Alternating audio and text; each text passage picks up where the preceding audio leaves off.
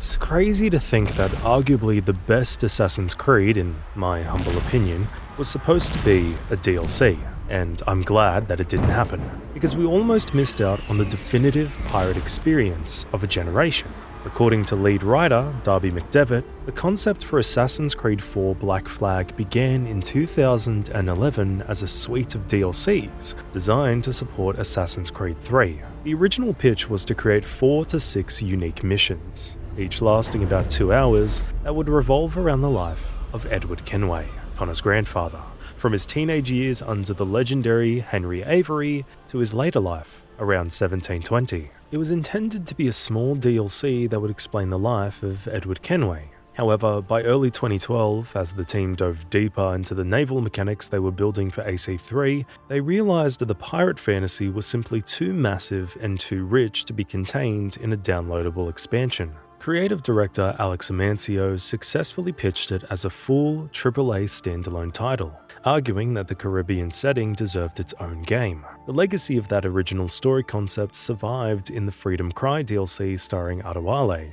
but the naval combat itself became so popular that it eventually spun off into Skull and Bones, meaning Black Flag was so good it didn't just become a full game. It now spawned an entirely new franchise, almost creating kind of a new subgenre, which games like Assassin's Creed Rogue and many others followed. This is one of those Ubisoft decisions that I'm really glad for, because apart from this, they've been on a serious downfall. Edward Kenway is personally my favorite assassin, and his character arc is so interesting that it makes you think, did he exist in real life? The answer is no. But he does have many inspirations from the pirate era of the 1600s and 1700s, the same timeline in which the game is set. While Edward himself is fictional, his character is a brilliant mix of historical figures, most notably the legendary Captain Kidd, a legendary pirate famous in the pirate world. Not the Captain Kidd from One Piece, but the real Captain Kidd. Just like Kidd, Edward began as a privateer, a legal pirate hired by the government, before turning to full-blown piracy when the political wind shifted. The game also borrows heavily from the life of Henry Avery, particularly in Edward's obsession with the Observatory, which mirrors perfectly with Avery's real-life pursuit of massive scores that made him the richest pirate in history. Ubisoft didn't just stop at character traits, they took his character traits from history as well. The reason Edward interacts with famous pirates like Blackbeard, Benjamin Hornigold, and Mary Read is that his timeline fits perfectly into the Republic of Pirates in Nassau. His transition from gold-obsessed scoundrel to a man seeking redemption mirrors the actual decline of the golden age of piracy in reality, in which many real pirates had to choose between the king's pardon, the gallows, or a quiet retirement. Edward represents the romanticized ideal of that era, the man who chose freedom over loyalty, until he realized that freedom without a creed is just chaos. Even though Edward Kenway is not a real historical figure, Ubisoft did make sure that he ends up being one of the most iconic characters of the franchise. Naval combat is one of those aspects of the game that players always wondered how Ubisoft nailed it. They made it so interesting. But the irony is that the high-octane action we got was actually Plan B. In the early builds of Assassin's Creed 4 Black Flag, the developers explored a much more realistic and grounded approach centered entirely on naval stealth. The original intention of the devs of the game was to simulate the true reality of piracy, to make players feel like they're in the pirate era, where captains would actively avoid direct confrontation with heavily armed warships and instead use stealth to pick off weak merchant ships. This system relied on a heavy fog of war mechanic where visibility was severely limited, forcing players to navigate carefully to remain undetected by larger naval patrols. Lead writer Darby McDevitt even revealed that early ideas included pitch-black ship interiors, where players would have to use eye patches to adjust to the darkness for surprise attacks, a myth-busting nod to why pirates actually wore them. However, the team eventually scrapped this system because they realized it was too slow and frustrating for a mainstream action title. Testers found the constant need to hide less engaging than the cinematic spectacle of broadside battles. While the core system of Fog of War mechanic was removed to prioritize fun over realism, now the remnants of this stealth approach survived in the final game. Specifically, in the red-shaded restricted areas in the game where you have to navigate around enemies' vision. The use of heavy fog to break a line of sight night, and that one specific mission where Edward rigs the Jackdaw with a Portuguese flag to sneak through enemy waters. It's almost like a final tribute to the stealth game that almost was. While Edward Kenway was not a real person, Bartholomew Roberts was. Bartholomew Blackbeard Roberts is widely considered the most successful pirate of the golden age of piracy, capturing over 400 ships between 1719 and 1722, far more than Blackbeard or Captain Kidd combined. But in Assassin's Creed IV Black Flag, he serves as one of the most complex and dangerous characters Edward Kenway ever encounters. Born in Wales as John Roberts, the real man was a fascinating paradox who defied the party animal pirate stereotype, which we know all the pirates as. He was cold, disciplined, and deeply religious, enforcing a strict pirate code in his ships that banned gambling, required lights out at 8 PM, and strictly prohibited alcohol, making him much more different than all the pirates of that era. Ubisoft's Betrayal stays remarkably close to this historical reality, capturing his more gentlemanly and ruthless nature and even his specific fashion sense, wearing expensive silks, a crimson waistcoat, and a gold chain with a diamond cross, all of which appear on his in-game model. However, the game adds a massive sci-fi twist by revealing him as the Sage, a reincarnation of Isu As the only person who knows how to find and use the Observatory, a precursor site that can spy on anyone in the world using a drop of their blood, he becomes a wildcard antagonist who is neither assassin nor Templar, but purely out for his own mysterious, great work. The blend of fact and fiction ends in his death. While the game has Edward kill him, it honors historical record where his crew threw his body overboard before the British could capture it, ensuring his remains were never found. Perhaps the coolest detail Ubisoft included is a nod to his real-life vendettas. The real Roberts crew flew a flag depicting him standing on two skulls labelled ABH, which stands for a Barbadian's head, and AMH, meaning a Martinican's head, because he hated the governors of those islands, a level of petty spite that fits perfectly with his in-game persona. Money is a big factor for pirates. It's the reason they steal, lie, and sail into storms. And even in the game, money is really helpful, especially if you want to build a really cool-looking ship for Edward and customize it into a beast that strikes fear into the Spanish Navy. If you want to bypass the grind, there's a legendary exploit involving the twin ships AMH Fearless and Royal Sovereign. If you focus your fire and sink just one of them, you can loot the 10,000 reales it drops. But instead of winning the fight, you let the surviving brother ship send you to the bottom of the sea. The game respawns you right before the fight but keeps the cash in your inventory, allowing you to loop this tragedy forever for unlimited wealth. If you're earlier in the story or want a safer method, you can exploit the Mr. Walpole I Presume mission, where you have to pickpocket 3 Templars. The trick is to rob them blind, gaining about 900 reales per run and then immediately reloading the checkpoint. The game forgets you restarted but remembers the money, letting you farm them endlessly. However, if you're trying this on a replay, you have to get technical because Ubisoft patched this out. So you actually need to delete the game data to uninstall the 1.01 update and play offline. And once you've pickpocketed your way to a fortune, you must quit to the main menu during the next cutscene to force the save, proving that sometimes the best pirate is the one who knows how to break the rules of the simulation itself. And just before we move on, take a moment and subscribe to the channel. We've got plenty of videos incoming that I'm sure you don't want to miss. Anyway, capturing massive ships like frigates and man of war can be a nightmare, especially in the early stages when the Jackdaw is basically made of paper and toothpicks. But there is a genius workaround that allows you to capture entire fleets without firing a single cannonball. It can turn your ship into a beast. If you see a high-level ship that you desperately need for resources but know will destroy you in a fair fight, you can simply stop the Jackdaw outside of its range, dive into the ocean, and swim all the way to the enemy vessel. Edward is a one-man army, so you can climb aboard, slaughter the entire crew single-handedly, and sabotage the ship while it's still sailing peacefully. Once the deck is clear, you just swim back to your ship and hit the target with one single broadside. Since the crew health is already at 0, the boarding sequence is instantly won without you taking any damage. However, if you prefer brute force over stealth, you will eventually want to conquer the 4 legendary ships guarding the corners of the map. While the 20,000 reales reward is nice, the real prize for defeating all 4, including the ghostly El Impoluto, is a permanent upgrade called the Speed Ram Attack. This move allows the Jackdaw to dash forward with incredible momentum when you press the jump button while aiming, turning your entire ship into a guided missile that can crack enemy hulls in half. This was something that really helped me in my first playthrough. If you want a much more improved ram that hits harder than a freight train, you need to unlock the secret charge attack, but the game makes you earn it through blood and salt water.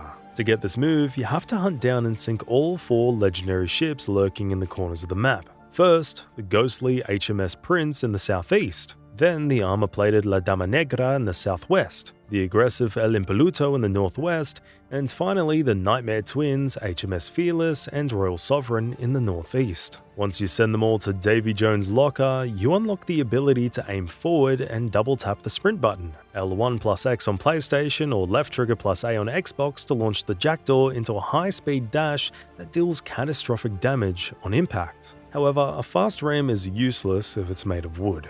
So before you even attempt these battles, you should dive into the La Concepcion shipwreck at coordinates 181296 to find the plans for the elite ram, ensuring that when you finally do charge its speed, you don't just dent enemy hulls. You cut through them with ease, and even the highest level man of wars are really easy to beat. In the mission to suffer without dying, the infamous trial scene is one of the most important moments in the game. But what makes it truly haunting is that almost every word spoken was taken from actual court transcripts, proving that reality was far more dramatic than fiction. During Sequence 11, Edward Kenway is forced to watch helplessly from the shadows as Mary Read and Anne Bonny stand trial in Port Royal, charged with piracy. The scene perfectly recreates the historical events of November 1720, even the chilling details that they were hanged by the neck till you are severely dead.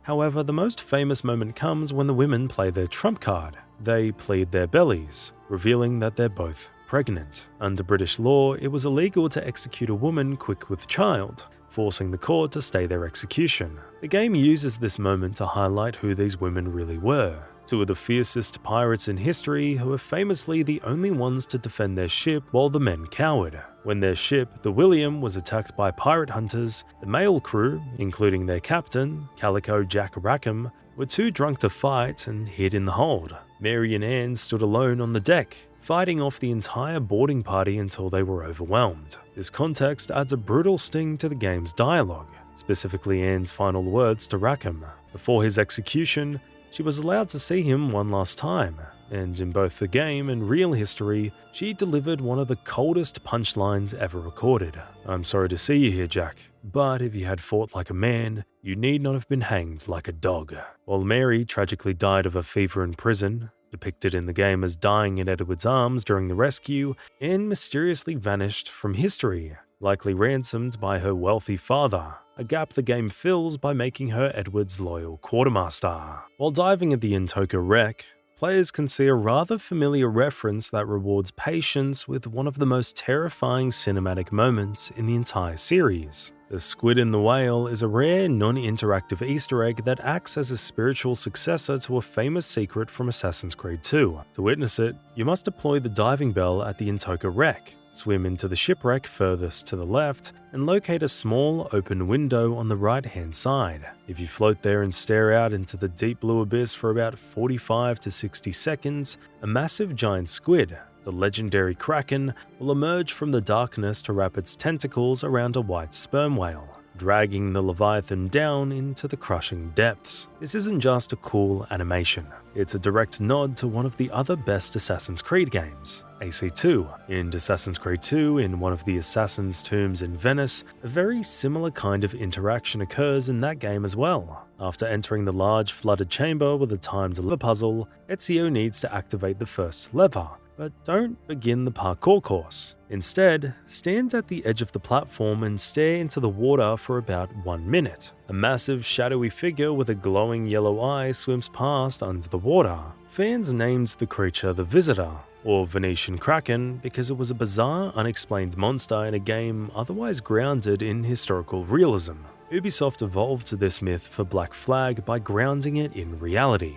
While pirates feared the Kraken as a supernatural monster, sperm whales are the actual natural predators of giant squids, often bearing circular scars from these deep-sea battles. Interestingly, these creatures don't technically exist in the open world. You can't swim out and fight them because they're scripted assets that only manifest within this specific memory of the wreck, a ghostly recreation of nature's most brutal rivalry hidden behind a window that most players swim right past. Ubisoft is known for dodging fans and breaking their expectations, but back in 2013, they were so confident in the next big thing that they actually used Assassin's Creed 4 Black Flag as a Trojan horse to market it. At the time, Watch Dogs was being hyped as the GTA killer, a true next-gen experience that would redefine open-world gaming. And we all know the tragic reality: the massive graphical downgrade and the underwhelming launch. But what makes this failure even more fascinating is that Black Flag even has a reference to this game.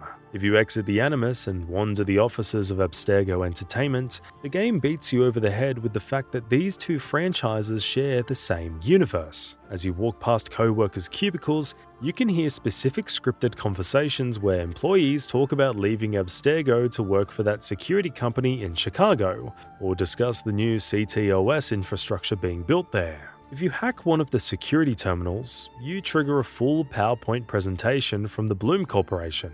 It explicitly pitches the CTOS, the Central Operating System, to Abstergo as a tool for mass surveillance, using the exact same logos and marketing speak found in the final Watch Dogs game. It was obviously the Ubisoft team hinting at shifting their focus to other titles. The marketing went beyond just Easter eggs. It actually killed a character. In Black Flag, your boss, Olivier Garneau, the CCO of Abstergo Entertainment, suddenly leaves the game halfway through to attend a shareholders meeting in Chicago, and he never returns. In the original Watch Dogs, released a year later, there's a side mission called Requiescat in Pace, where Aiden Pierce is hired to take down a corrupt executive visiting Chicago. That executive is Olivier Garneau. You, the player, literally assassinate the boss from the previous Assassin's Creed game. Years later, Assassin's Creed Origins finally confirmed this was canon by showing a photo of Aiden Pierce standing over Garneau's body on a laptop, proving that while Watch Dogs may have flopped as a GTA killer, it succeeded in killing Abstergo's leadership.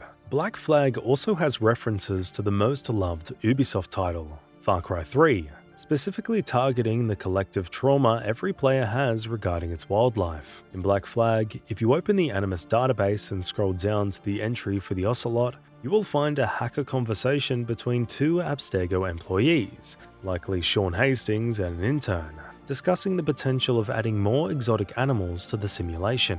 One of the employees suggests importing the tigers and cassowaries from the Rook Islands, to which the other replies with a terrified, "Please no, I beg of you." If you've played Far Cry 3, you will get the reference. This is a meta joke about how notoriously aggressive and tanky the cassowaries were in Far Cry 3, often ruining stealth missions by charging out of bushes and ruining the whole experience. But the connection goes far deeper than just a joke about angry birds. If you dig into the modern-day hacking minigames, you uncover that Abstergo was actually pulling the strings behind the scenes of Jason Brody's nightmare. Inside the hacked computers of the Abstergo Entertainment offices, specifically at the front desk of the Sample 17 floor and later in Melanie LeMay's office, you can find files regarding lost expeditions and market analysis for a Pacific setting that looks hella identical to Rook Island. These files confirm that Abstergo was funding the World War II era research facilities found in Far Cry 3's Lost Expeditions DLC, eventually explaining why players could find Abstergo logos stamped on the bunker walls in that game. It turns out the Project Legacy files in Black Flag are the corporate paper trail for the experiments that would go on to create the insane environment Jason Brody had to survive, effectively confirming that, surprisingly enough, Vas Montenegro and Edward Kenway exist in the same terrifying universe. There's an even much more hidden reference not to Ubisoft's work, but to the grandfather of all pirate games that defined the genre itself long before Edward Kenway put on a hood and started thinking of becoming a pirate. The first contract you get has this hidden reference. In the assassination contract, A Family Affair, found in Nassau, you are tasked with eliminating a target named Mancomb Seepgood. For most players, this is just another generic NPC to stab, but for fans of the legendary LucasArts adventure, The Secret of Monkey Island, this name triggers instant nostalgia. Mancomb Seepgood is literally the first character Guybrush Threepwood meets when he walks into the Scum Bar to start his pirate journey. The friendly guy near the door who offers advice. Ubisoft turns this helpful icon into a target who betrayed his kin, offering a dark twist on his legacy. The reference goes even deeper if you read the contract description before accepting it. The text often contains subtle nods to insult swordfighting and becoming a mighty pirate, honouring the classical mechanics of the 1990 masterpiece and acknowledging that without Guybrush, there might not be an Edward. Duncan Walpole's betrayal was really shocking because he wasn't just a disgruntled foot soldier. He was a master assassin in the British Brotherhood whose defection was practically a Grandmaster level threat to the Order. To understand the gravity of this whole situation, why out of the sudden Walpole betrayed, and how this all happened, first you have to realise that Duncan was the cousin of Robert Walpole, historically, who was the first Prime Minister of Great Britain, which gave him a level of political access and social influence that most assassins could only dream of. He was the right hand of the Caribbean mentor Adewale, and he used this absolute trust to orchestrate a deal that would have ended the Brotherhood in the West Indies overnight. Disillusioned by the Creed's lack of tangible power, he arranged a secret meeting with the Templar Grandmaster Laureano de Torres, intending to sell out his brothers for a massive payout and a high-ranking seat at the Templar table. The items he carried were the keys to the kingdom, a map detailing the hidden location of every assassin bureau in the Caribbean, and a glass vial containing the blood of the sage, which was required to operate the Isu Observatory. The foreshadowing of his fall lies in his arrogance. Despite his elite skills and high status, he is unceremoniously killed on Cape Bonavista by Edward Kenway, a common pirate, simply because he refused to pay for a ride. The betrayal was devastating because Duncan didn't just walk away. He offered the Templars a turnkey revolution. He provided the exact locations of every assassin hideout in the West Indies. This led to the Purge of 1715, where the Templars successfully wiped out most of the Brotherhood's infrastructure. He secured the blood of a sage, the only key that makes the Observatory surveillance technology work. He gave the Templars the identity and location of Adewale, nearly ending the lineage of the Caribbean assassins. The ultimate irony is that while Duncan died in the mud, his betrayal was still successful because of Edward's greed. By stealing Duncan's robes and delivering the map to Havana to claim the reward, Edward inadvertently triggered the Purge of 1715, allowing the Templars to use Duncan's intel to hunt down and destroy the very assassins who had once called him brother. The Observatory is one of the most important things in the entire story of the game. The game revolves around it because it isn't just a hidden treasure vault, but the ultimate violation of privacy that predates the internet by millennia. The observatory in the game is hidden deep within the jungles of Long Bay, Jamaica. The observatory is an ancient First Civilization facility that serves as the primary objective for every faction in Black Flag. Unlike other pieces of Eden that control mines or shoot lightning, this site is a high-tech surveillance tool designed by the Isu scientist Ita. Its processor is a crystal skull, but the battery is blood. To monitor someone, you must place a small crystalline vial containing a drop of their blood into the skull. Once activated, the device projects a real-time holographic audio and visual feed of exactly what that person is seeing and hearing, effectively turning anyone into a living spy camera. The catch is that it only works for the living. It can't view the past or the dead, which is why the Templars, led by Governor Torres, are so desperate to find it. They don't want gold. They want to blackmail every king, general, and pope in the world to achieve global order. Edward, in his early ignorance, views it merely as Captain Kenway's folly, a golden ticket he can sell to the highest bidder, while Bartholomew Roberts, who was a sage himself, manipulates everyone to reclaim the facility he originally built. In the modern day, the stakes are even higher. Abstergo Entertainment isn't just looking for the machine, but for the thousands of ancient Isu blood vials stored in its hallways, seeking the pure genetic material needed to clone the first civilization. The pirate era was so fierce and superstitious that women were almost universally banned from sailing on pirate ships, often being considered bad luck or a dangerous distraction that would cause fights among the crew. To navigate this hostile world, Mary Read didn't just hide, she completely erased her identity. In Black Flag, she poses as James Kidd, a rumoured illegitimate son of the legendary Captain William Kidd. This wasn't just a costume. It was, in reality, a survival strategy. By adopting a male persona, she bypassed the gender barrier entirely, earning respect and fear as a master assassin and pirate equal rather than being relegated to a victim or a passenger. On the other hand, Anne Bonny took a different, more desperate path when the law finally caught up with them. While Mary lived as a man, Anne, who sailed openly as a woman in the latter part of her career, used the only legal shield available to her gender. After the drunken crew of the William was captured and sentenced to hang, both women pleaded their bellies, announcing to the court that they were pregnant. Under British law, it was forbidden to execute a woman carrying a child. This biological loophole is the only reason Anne Bonny survived the gallows that claimed Jack Rackham. While Mary tragically died of fever in prison, Anne's pregnancy bought her enough time to likely be ransomed by her wealthy father, proving that in a world dominated by men with swords, these two women survived by being smarter than the laws written to condemn them. Have you ever wondered how Edward got hands on the Jackdaw? It wasn't through a polite purchase or a lucky inheritance. He stole it from the jaws of hell itself. In Assassin's Creed 4 Black Flag, the Jackdaw is more than just a ship. It's treated almost as a second protagonist, a character that grows and evolves alongside Edward. But before it became the terror of the Caribbean, it was a Spanish brig named El Dorado, a jewel of the Spanish treasure fleet. The ship was a marvel of engineering,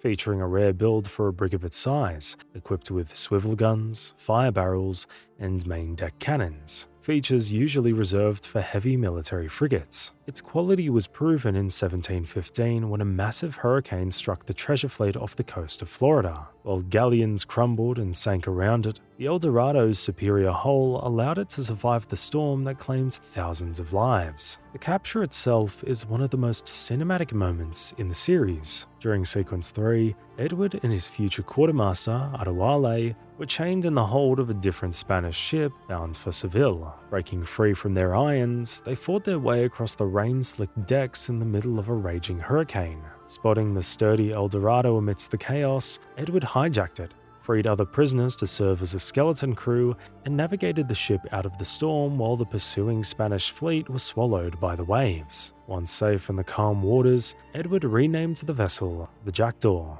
after a small, clever bird from his homeland of Wales that is notorious for stealing shiny objects, a perfect metaphor for a pirate. For a sailor, a ship is a man's best friend, his home, and his weapon, and the Jackdaw served Edward loyally until the end. After Edward retired to London to raise his children, he donated the ship to the Assassin's Brotherhood, where Adewale briefly commanded it. Sadly, the legend eventually met its end around 1735, when it sank off the coast of Hispaniola. Years later, Adewale returned to dive the wreck and recover its figurehead as a tribute. However, the ship never truly died. Its will was salvaged and kept in the basement of the Kenway mansion in London, waiting to be discovered by the Fry twins in Assassin's Creed Syndicate a century later. In the end, while the ship itself rests at the bottom of the Caribbean, its heart beats on in Victorian London. In Assassin's Creed Syndicate, the Jackdaw doesn't return as a seaworthy vessel, but its physical remains and legacy serve as the emotional core of the Kenway saga. During Sequence 4, Memory 4, Overdose, Jacob and Evie Fry infiltrate the former home of Edward Kenway, now occupied by the Templar Lucy Thorne, and discover that the entire estate is essentially a shrine to his pirate life. The most iconic discovery is the original wheel of the Jackdaw, mounted on a pedestal in the mansion's secret basement. To access it, you must first solve a musical puzzle by playing the notes of Edward's favorite sea shanty, Lowlands Away, on a piano. This triggers a hidden passage behind a painting, leading you down to the wheel. Interacting with it and turning it one last time opens the final chamber containing a map to a piece of Eden. But the wheel isn't the only relic. In the library, you can find a highly detailed scale model of the Jackdaw that hides another secret mechanism, and sketches of the ship's figurehead adorn the walls. The lore explains that when Edward retired to London in 1723, he stripped his beloved ship of these key components to keep as mementos before handing the whole over to the assassins. While the ship itself sank off the coast of Hispaniola in 1735, these pieces survived for over a century, waiting for 1668, when the Fry twins, unaware of the full weight of the wood they were touching, used the legacy of the Pirate King to save London. In the epilogue section of the game, the face of the players we play as is never shown, and this isn't a glitch. It's a deliberate narrative choice by Ubisoft to make the modern-day gameplay fully immersive by breaking the fourth wall. Unlike previous entries where you controlled the defined character of Desmond Miles, Black Flag casts you, the player, as the protagonist, an unnamed research analyst at Abstergo Entertainment, often jokingly called Noob by co-workers. The game commits to this illusion entirely through its first-person perspective. If you try to catch a glimpse of yourself in the office restrooms or glass panels, your face is conveniently blurred, obscured by a tablet, or simply not rendered, reinforcing the feeling that you are the one being recruited by the Templars to dig through Edward Kenway's memories. This shift occurred because after Desmond's death in AC3, Ubisoft wanted to move away from a chosen one narrative and show that the war had moved to the corporate sector. You were hired specifically as a non-descendant capable of viewing anyone's memories using the new data dump scanner technology, derived from Desmond's recovered DNA. The immersion is so deep that this nameless noob actually returns in Assassin's Creed Rogue as the numbskull, who fixes the servers in the New York office, meaning that for 2 whole games, the canon protagonist of the Assassin's Creed universe was literally the person holding the controller. The IT guy from the end isn't just any guy. He plays a rather important role because he is the living bridge between the golden age of piracy and the modern-day catastrophe. While he spends the game as the helpful, slightly annoyed John from IT who guides you through hacking terminals, the finale reveals that John Standish is actually a sage, the modern reincarnation of the Isu scientist Aitar. The game actually drops a massive audio clue for keen-eared players. John is voiced by the exact same actor as Bartholomew Roberts in the game, and he even mimics the pirate-specific speech patterns, hinting that they are literally the same souls separated by centuries. John wasn't just fixing servers, he was a high-ranking member of the Instruments of the First Will, a cult dedicated to restoring the Isu power. His entire plan was to manipulate you, the player, into hacking the mainframe to open a digital door for his wife, Juno, whose consciousness was trapped in the global network. The climax occurs in the high-security bunker where John attempts to force Juno to possess his body. When Juno appears as a holographic glitch and reveals she is too weak to inhabit an organic vessel, John snaps. In a fit of rage, he attempts to poison you with a syringe to weaken your mind further, but is abruptly shot and killed by Abstergo security. However, even in death, he won. His corpse provided Abstergo with a fresh source of Isu DNA, directly launching the Phoenix Project storyline that defines the next several games in the franchise. The loading screen shows Edward running around. Every Assassin's Creed game has that white room where you can sprint and practice moves while the game loads, but in Black Flag, the game uses this space to break your heart. Usually, the Animus loading screen is a playground where Edward Kenway is agile, energetic, and ready for a fight. However, immediately after the death of Mary Read in the prison escape mission To Suffer Without Dying, this changes. When the game transitions to the next sequence, where Edward is drunk and hallucinating, the loading screen no longer lets you run. If you try to move, Edward doesn't sprint or assume a combat stance. Instead, he walks with a defeated, sluggish posture, head hung low, often stumbling as if the weight of his guilt is physically crushing him. Ubisoft stripped away the player's agency to run just as they stripped away Edward's hope, forcing you to feel his depression even in the empty void of the Animus. This subtle change lasts until he hits rock bottom in the mission Delirium, signaling that the cocky pirate captain is dead, and the man who will become an assassin is being born from the ashes of his grief. In Assassin's Creed IV Black Flag, the final cinematic is a masterpiece of circular storytelling that directly connects Edward Kenway's retirement to the very first moments of Assassin's Creed III.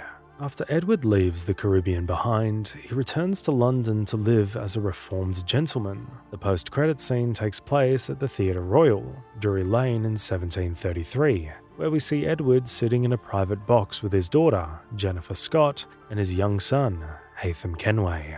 It's a moment of pure peace. Haytham is curious and energetic, asking his father about the play, and for the first time, we see the Kenway trilogy family happy. But for fans who played Assassin's Creed 3, this scene is heartbreaking because it's the exact setup for a future murder. The opening mission of AC3 begins in this exact same theatre 21 years later, in 1754. In that game, you play as an adult Haytham who isn't there to watch the show, but to climb the rafters and assassinate a man named Miko to steal a piece of Eden. The implication is tragic.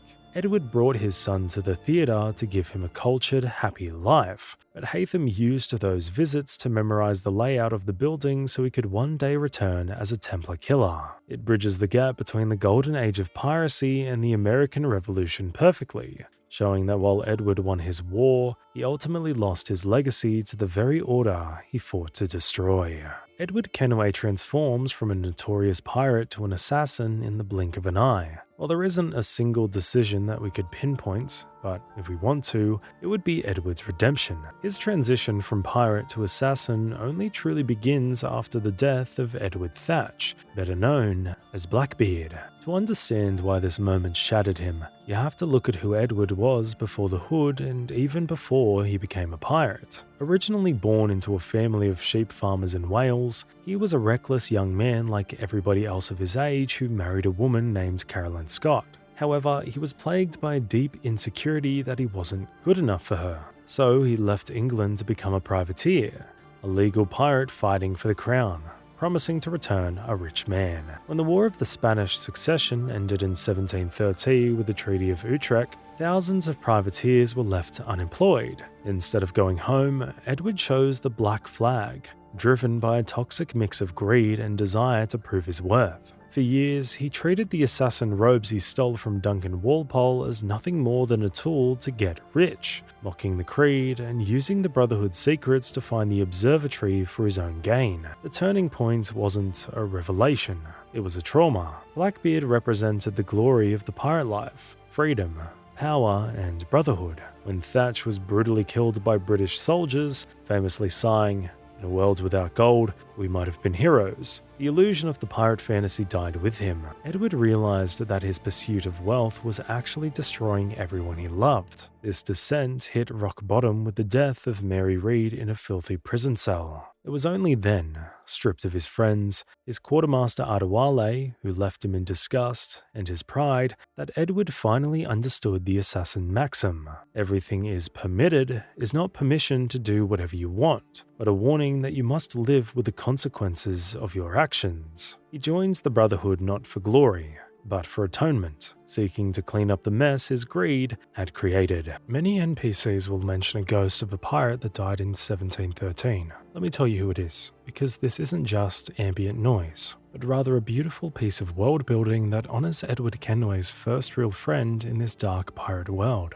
In Black Flag, if you stand near the campfires or the docks in Nassau at night, you can hear pirates whispering about a ghost, or saying things like, "I still see Ben walking the docks at night." This refers to Benemies, often just called Ben, a seasoned pirate who served under Benjamin Hornigold and acted as Edward's mentor when the young Welshman first arrived in the Caribbean. According to the lore expanded in the Black Flag novel, Ben didn't die in a blaze of glory fighting for treasure. He died in 1713 during a Spanish raid on a pirate camp. In a final act of loyalty, he stayed behind to hold off the squad of soldiers, sacrificing himself so Edward and Hornigold could escape to their ships. To the pirates of Nassau, Ben is more than just a dead friend. He's a symbol of the death of the dream. The year 1713 marked the signing of the Treaty of Utrecht, which ended the War of the Spanish Succession and turned thousands of legal privateers into illegal pirates overnight. When the NPCs whisper that the ghost of 13 is watching us sell our souls, they're mourning the era when their fight had legitimacy. Edward carries a deep survivor's guilt over this loss, which explains his fierce, almost desperate loyalty to Blackbeard and Hornigold at the start of the game. They're the only links left to the man who taught him how to survive. In many ways, Edward himself is the living ghost of that era, walking around in a dead man's robes, fighting for a brotherhood that died on a beach 2 years before the game even started. In the Assassin's Creed universe, the conflict between the Templars and the Assassins is not a simple good versus evil battle. It's a fundamental philosophical war over the nature of free will, and nowhere is this more explained than in Black Flag. While the Assassins fight for freedom, believing humanity is capable of growth and should have the right to make its own mistakes, the Templars fight for order, operating on the cynical belief that humans are naturally chaotic, greedy, and violent animals that must be shepherded for their own survival. Their motto, "May the Father of Understanding guide us," isn't a prayer. It's a mission statement to impose peace through control. In Black Flag, this nuance is personified by Grandmaster Torres, who is arguably one of the most notable antagonists in the series. Unlike the power-hungry Borgias of AC2, Torres is a true believer who views himself as a benevolent parent to a childish humanity. He doesn't want the observatory to kill people. He wants to use its power of surveillance to eliminate secrets. In his eyes, if you can see what every king, general, and rebel is doing at all times, you can stop wars before they start. To him, the loss of privacy is a small price to pay for the end of poverty and crime. This creates a fascinating grey area conflict in the game. The pirates represent absolute freedom, but they show the ugly reality of it. Nassau is a disease-ridden, chaotic slum where the strong rob the weak without consequence. Torres offers the opposite, a clean, safe, structured world, but one where you live in a cage. Edward eventually rejects both the chaos of the pirates and the tyranny of the Templars, finding the middle ground with the Assassins, responsibility with freedom. The terrifying twist is that in the modern day, the Templars have essentially won. They no longer need the Crystal Skull because they use smartphones, social media, and data tracking to achieve exactly what Torres wanted, a world where everyone is watched, and therefore everyone behaves. Adewale is one of the most significant figures in the entire Kenway saga because he isn't just a sidekick. He acts more like a moral compass to Edward Kenway that eventually guides Edward out of the darkness, and his tragic fate at the hands of Edward's own son is one of the most heartbreaking twists in the franchise, and one that I never saw coming. His origins and his rise as a pirate are an interesting story indeed. Born into slavery in Trinidad, Adewale seized his freedom during a pirate raid and spent years learning the trade before fate threw him into the brig of a Spanish treasure fleet ship in 1715. It was there, chained next to a brash Welsh privateer named Edward Kenway, that the legendary partnership was born. In 1715, his pirate ship ran aground off Havana, and he was captured by the Spanish. Since he was multilingual, as he could speak English, French, and Spanish, he was kept as an interpreter on a Spanish treasure fleet ship bound for Spain. Edward and Adewale worked together to break their bonds and hijack a Spanish brig named El Dorado. Edward renamed the ship the Jackdaw. Understanding that a mostly white pirate crew might not follow a black captain at the time, Adewale agreed to serve as Edward's quartermaster while Edward took the title of captain. For years, he was the voice of reason, constantly challenging Edward's obsession with the observatory and reminding him that true freedom wasn't about gold, but about democratic ideals. Eventually, disillusioned by Edward's greed, Adewale left the Jackdaw to join the Assassins in Tulum, finding a higher calling that led him to liberate hundreds of slaves in Port-au-Prince during the events of Freedom Cry. This standalone expansion is the definitive chapter of his life, marking a massive tonal shift from pirate adventure to a brutal fight for human rights. Set in 1735, roughly 15 years after the events of Black Flag, Adewale is shipwrecked in the French colony of Saint Domingue without his crew or weapons. While initially hunting a Templar package, he is then deeply moved by the oppression he witnesses. and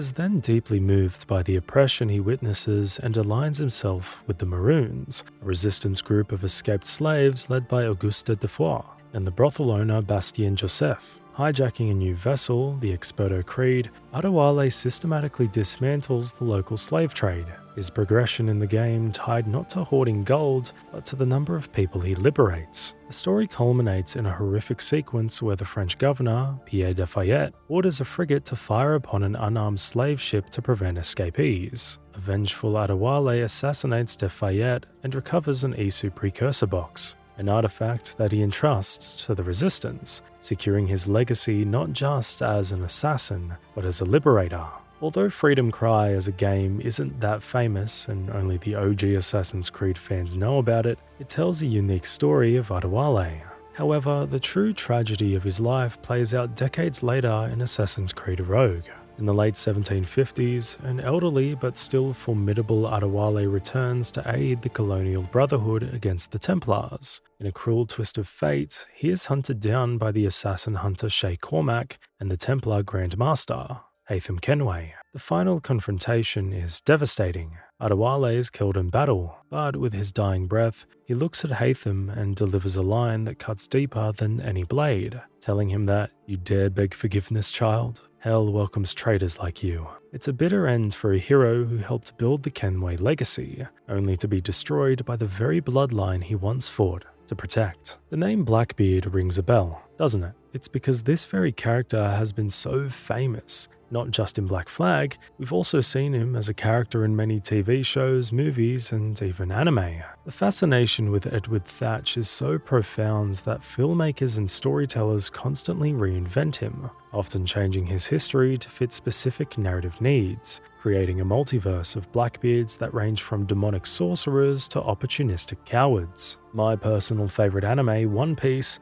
also has a Blackbeard, but he is a far cry from the tragic mentor we know in Assassin's Creed. In fact, he is the polar opposite of the character we see in Black Flag. In Eiichiro Oda's world, Marshal D. Teach is an evil leader of a crew that would go to any lengths to get what he wants. He is shown as a dark, cowardly leader who is surprisingly opportunistic, willing to betray his own father figure and kill his crewmates just to acquire power. Unlike honorable thieves of other stories, this Blackbeard represents the terrifying side of dreams. He believes in fate and the new age of piracy, but he achieves it through treachery, intending to control the world by hoarding the most destructive powers imaginable. On the other cinematic end of the spectrum, we have the Blackbeard of Pirates of the Caribbean, on Stranger Tides, played by Ian McShane. Here, he is stripped away of any humanity and turned into a supernatural monster who wields the Sword of Trident, a magical blade that allows him to control the very rigging of his ship,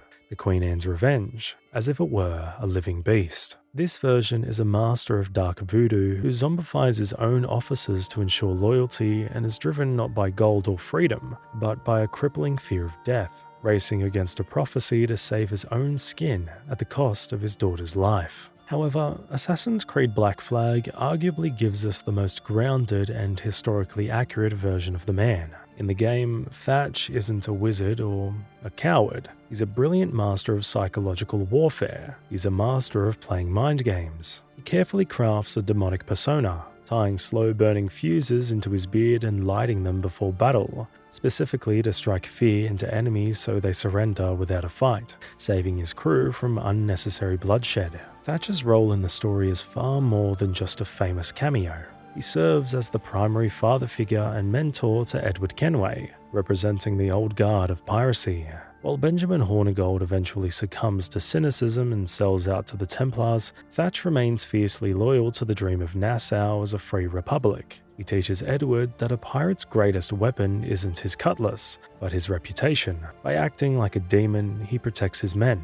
However, as the Golden Age begins to crumble, Thatch becomes a tragic figure, an aging warrior who realizes that the world is moving on without him.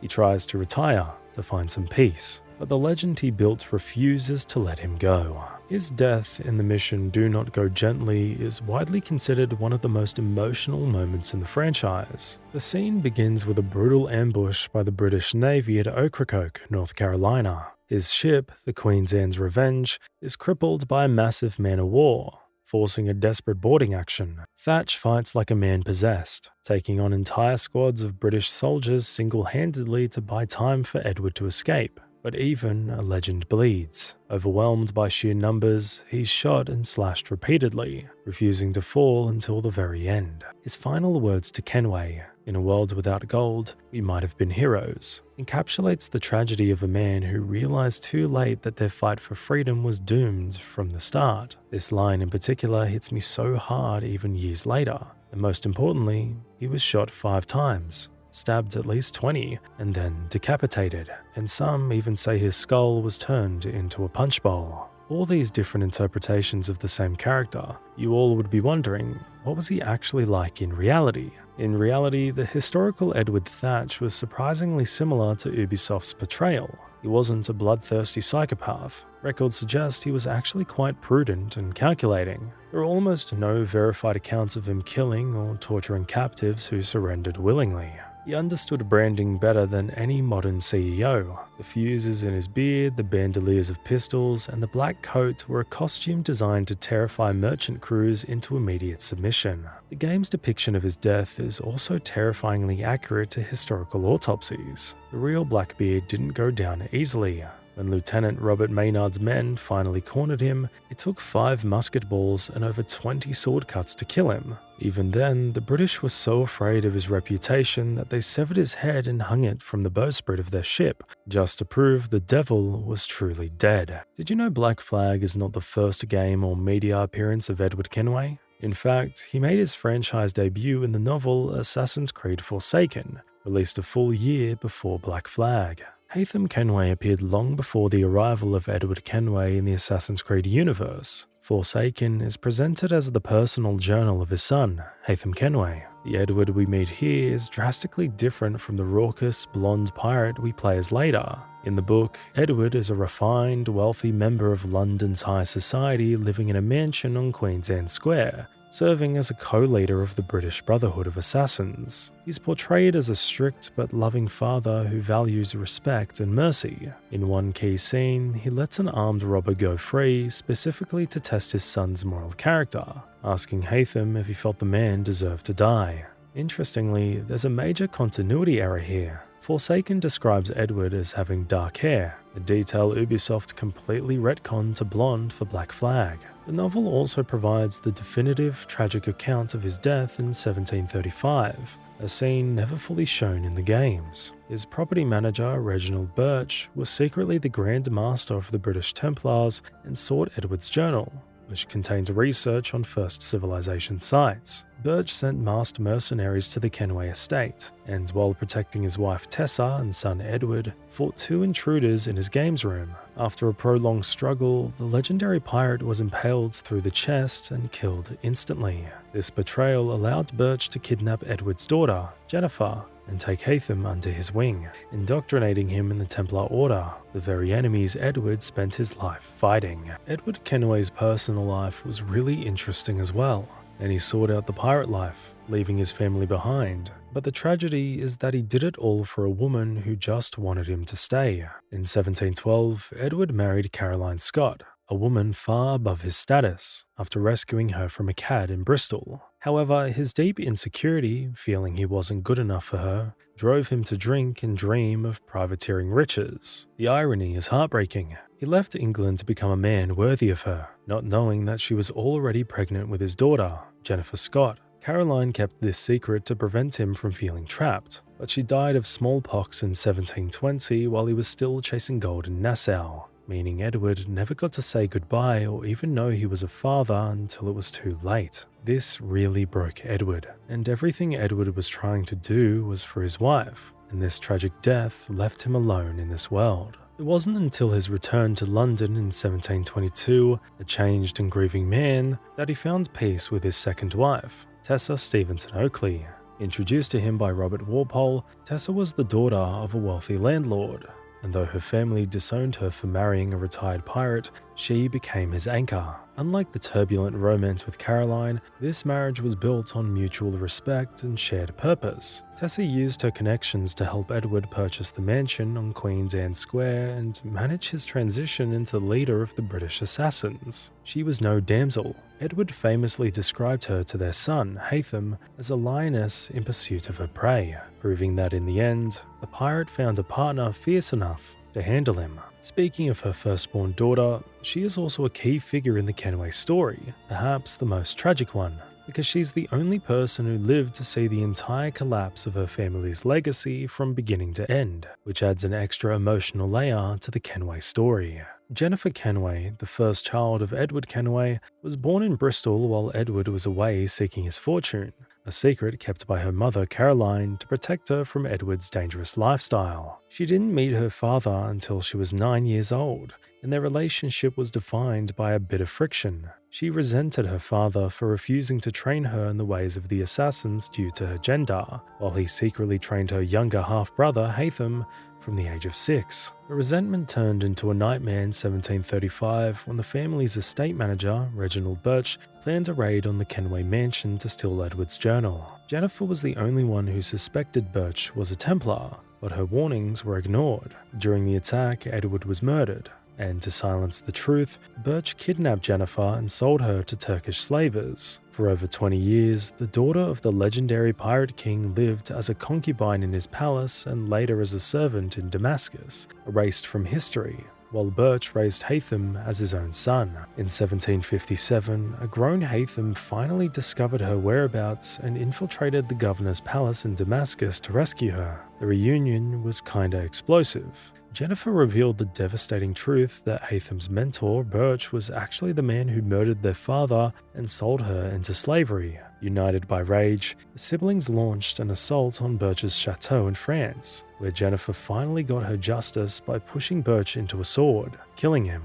Jennifer spent her remaining years as a spinster in the reclaimed Kenway mansion in London, choosing a life of strict neutrality after seeing how the Assassin Templar War destroyed her family. However, she remained Haytham's only confidant. In the novel Assassin's Creed Forsaken, it's revealed that Haytham wrote her heartbreaking letters from America, admitting his deep regret over his conflict with his own son, Connor Kenway. He confessed that he found it difficult to kill the boy despite their opposing creeds, realizing too late that they were two sides of the same coin.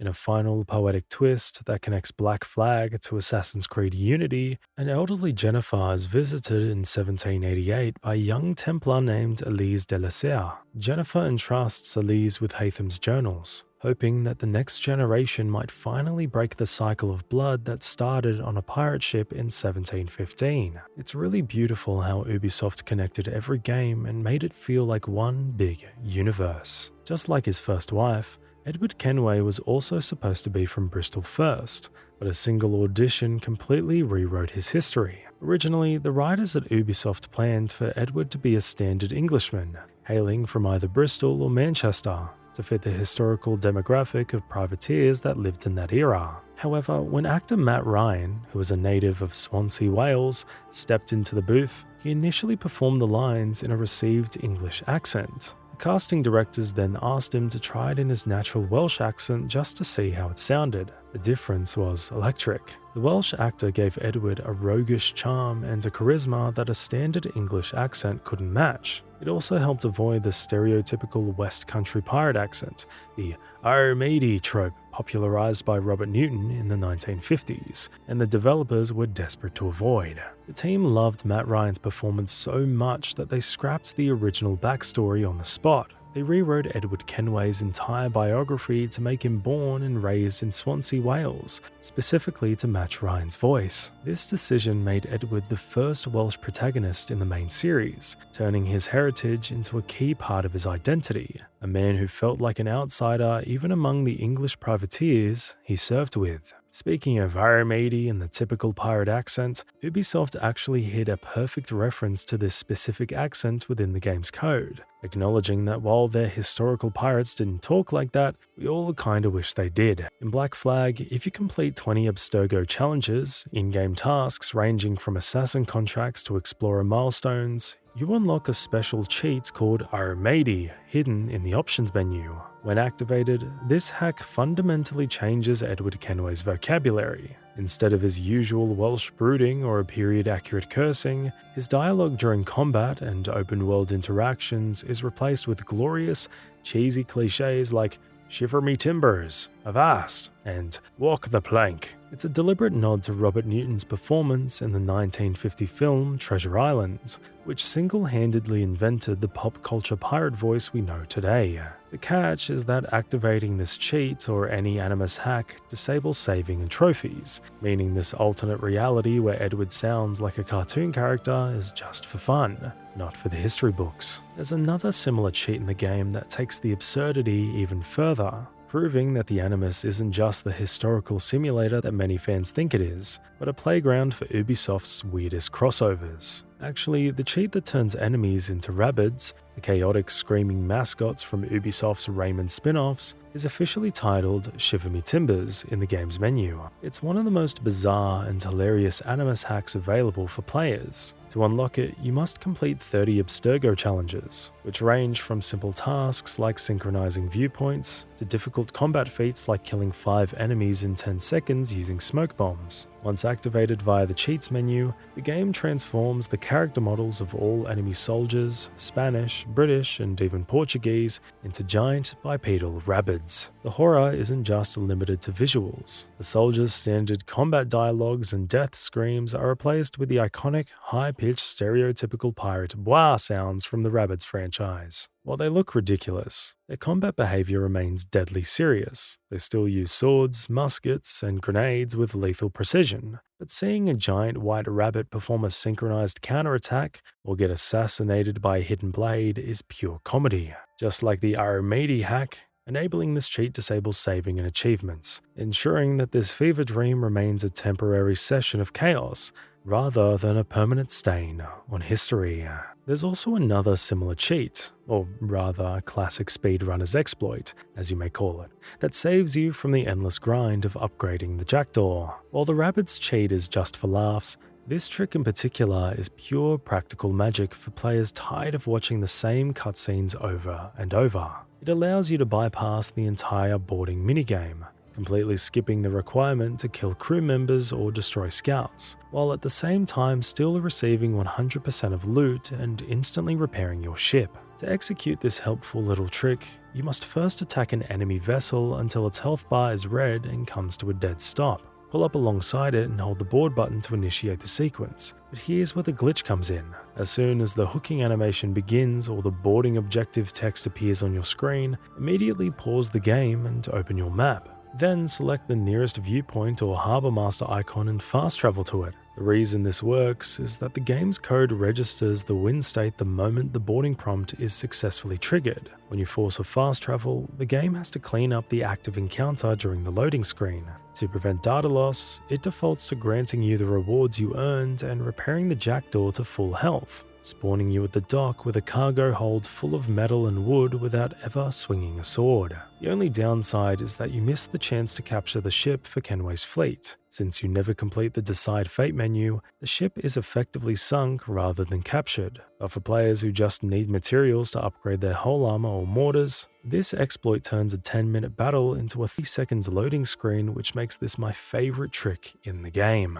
Sea shanties in the game are genuinely one of the most beautiful moments when players can just chill and relax. While this is beautiful and all, did you know that the sea shanties are not historically accurate? In Black Flag, the crew breaks into song with perfect harmony the moment you hit the open ocean. However, the vast majority of the shanties you hear in Black Flag, such as Drunken Sailor, Spanish Ladies, and Leave Her Johnny, are actually from the 19th century, nearly 100 years after Edward Kenway died. In the real golden age of piracy, the term shanty didn't even exist. If we deep dive into history, it likely comes from the French word chanter, which means to sing, which became popular in the mid-1800s merchant navy. Back in Edward's day, sailors certainly sang, but they were more likely to sing folk songs, ballads, or crude hauling cries rather than the structured rhythmic work songs we hear in the game.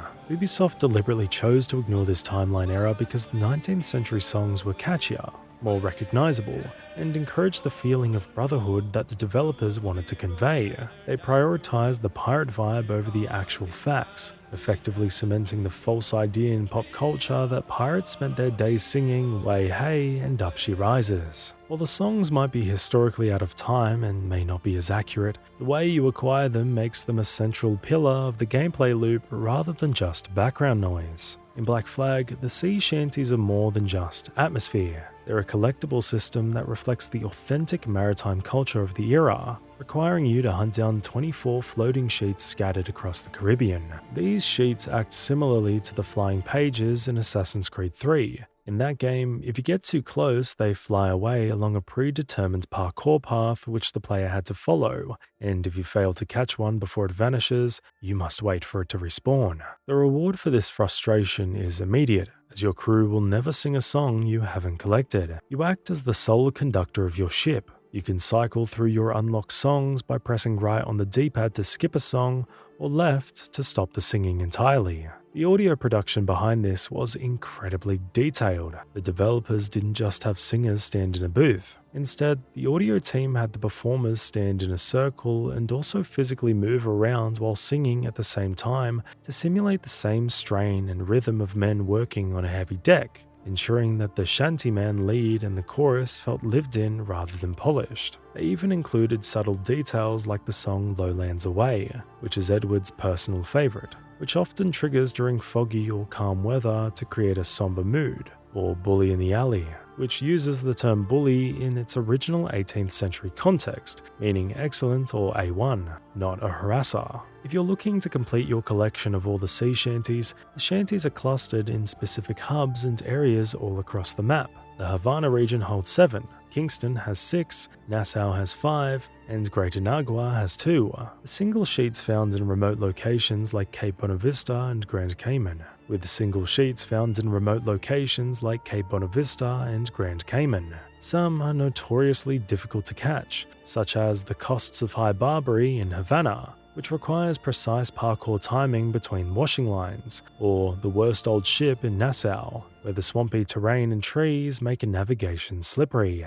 However, if you find the chasing mechanic frustrating, there is a rather cheap secret method to catch them without running a single step. Simply walk up to the shanty to trigger its flight, let it fly away, and then stand exactly where it originally spawned. If you wait for approximately 1 minute, the sheet will respawn directly on top of you, collecting it instantly. Alternatively, you can rotate your camera 180 degrees so you're looking at Edward's face instead of a sheet while walking to it. The game's code often delays the flight trigger if the object isn't in the camera's view, giving you a split-second advantage to grab it before it moves. The spyglass reveals the enemy ship's level and determines if you're ready to board the enemy ship. It stops you from risking it all by turning blind aggression into calculated piracy. It can be activated by R2 on PlayStation and right trigger on Xbox, and is a very useful naval tool that helps determine which ship to loot according to your current level. It effectively allows you to scout the horizon to make informed decisions before engaging in combat.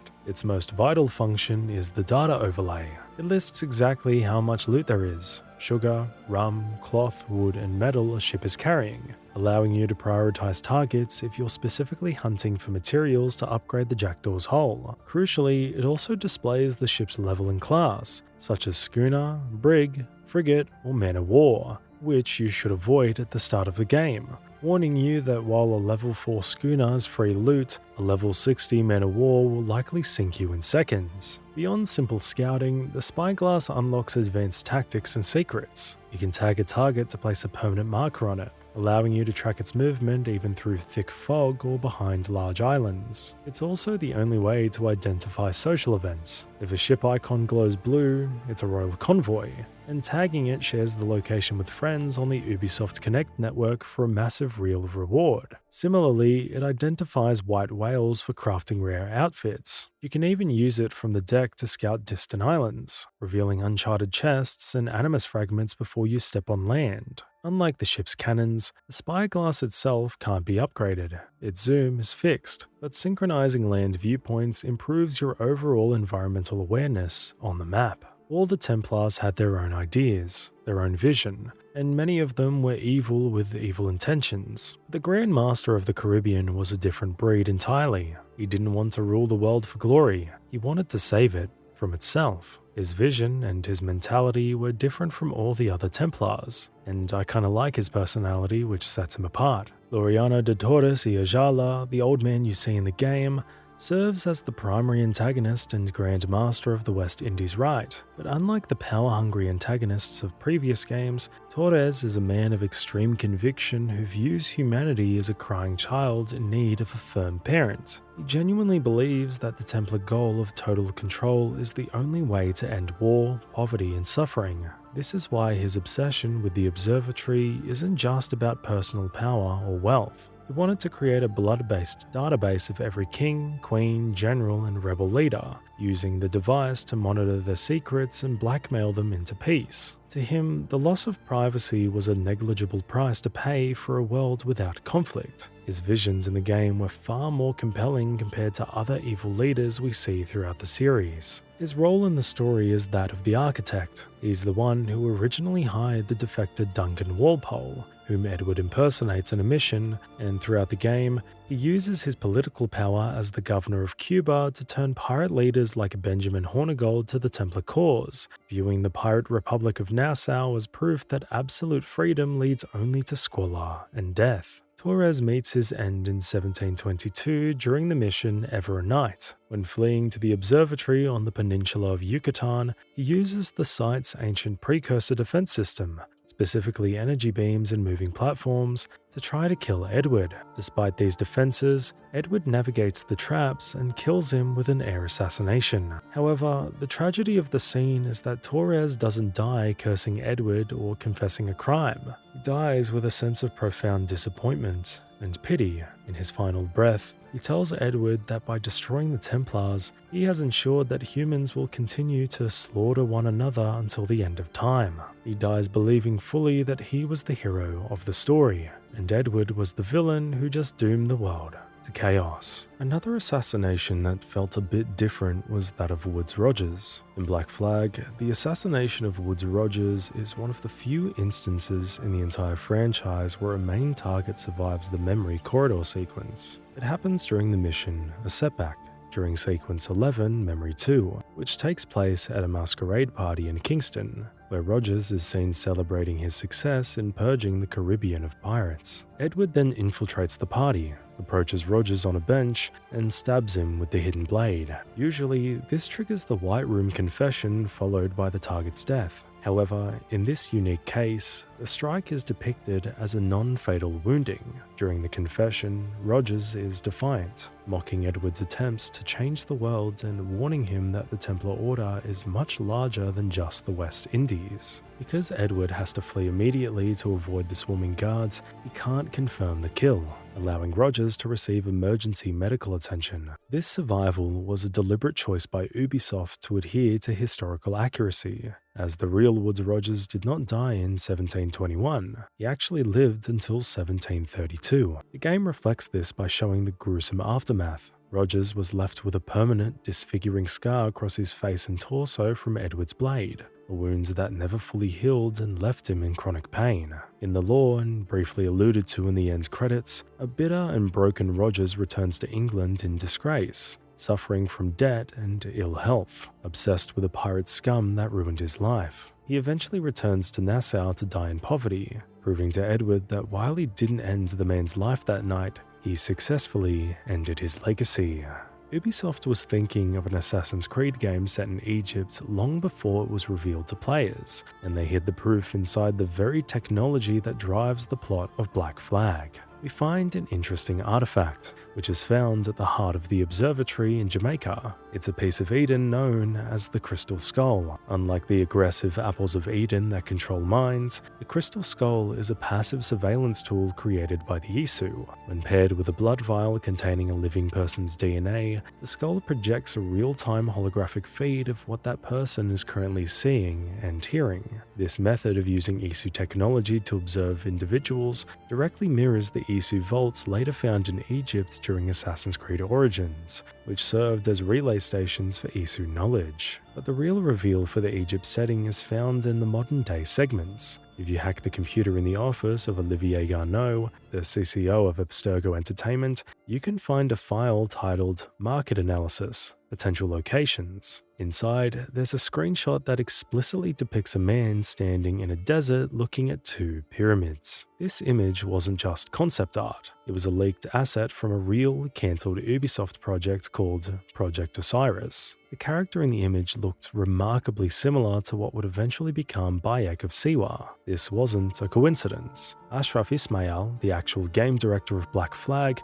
also led the team that would go on to develop Assassin's Creed Origins immediately after finishing Black Flag. The email was an acknowledgement from the developers and the head himself, a secret promise to the fans that the journey to ancient Egypt was already being written. The final toast scene at the climax of the game is a really emotional moment that perfectly encapsulates the vibe and closes the Edward Kenway chapter.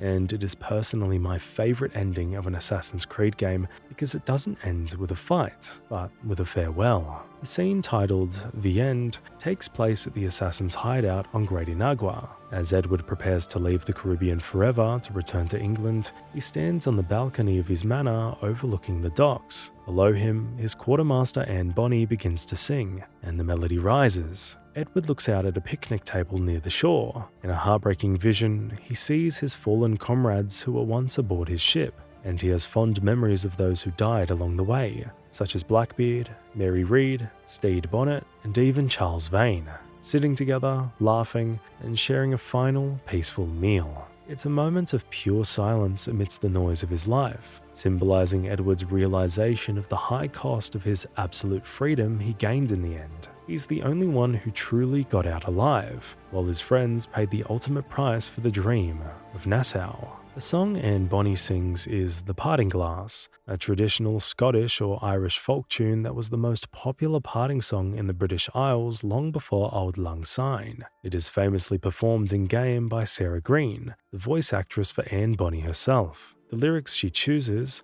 "But since it falls unto my lot, that I should rise and you should not," serve as a funeral for the Pirate Republic. Anne refuses to join Edward in England or the Assassins, admitting she doesn't have the heart for it anymore after the death of her child and Mary Read. Her song is her final gift to him.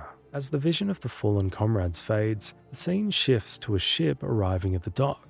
Edward walks down to meet it, not as a pirate captain, but as a father. A young girl steps off, Jennifer Scott, the daughter he never knew he had. This moment marks his final transition from the selfish rover who left Bristol to the devoted father and master assassin he is destined to become. The game concludes with a post-credit scene set years later at the Theatre Royal in London, showing an older Edward with Jennifer and his young son Haytham, proving that, after all the bloodshed, he finally found a treasure worth keeping. The historical accuracy and references are absolutely crazy in the game, depicting real-life events, and nowhere is this more evident than in how the game uses a real-world catastrophe as the catalyst for Edward's entire journey. First, how accurately they depicted Blackbeard's character and also his demise is rather significant, and also the way other historical figures and events are shown in the game is mind-blowing, especially the opening scene that kicks off the game.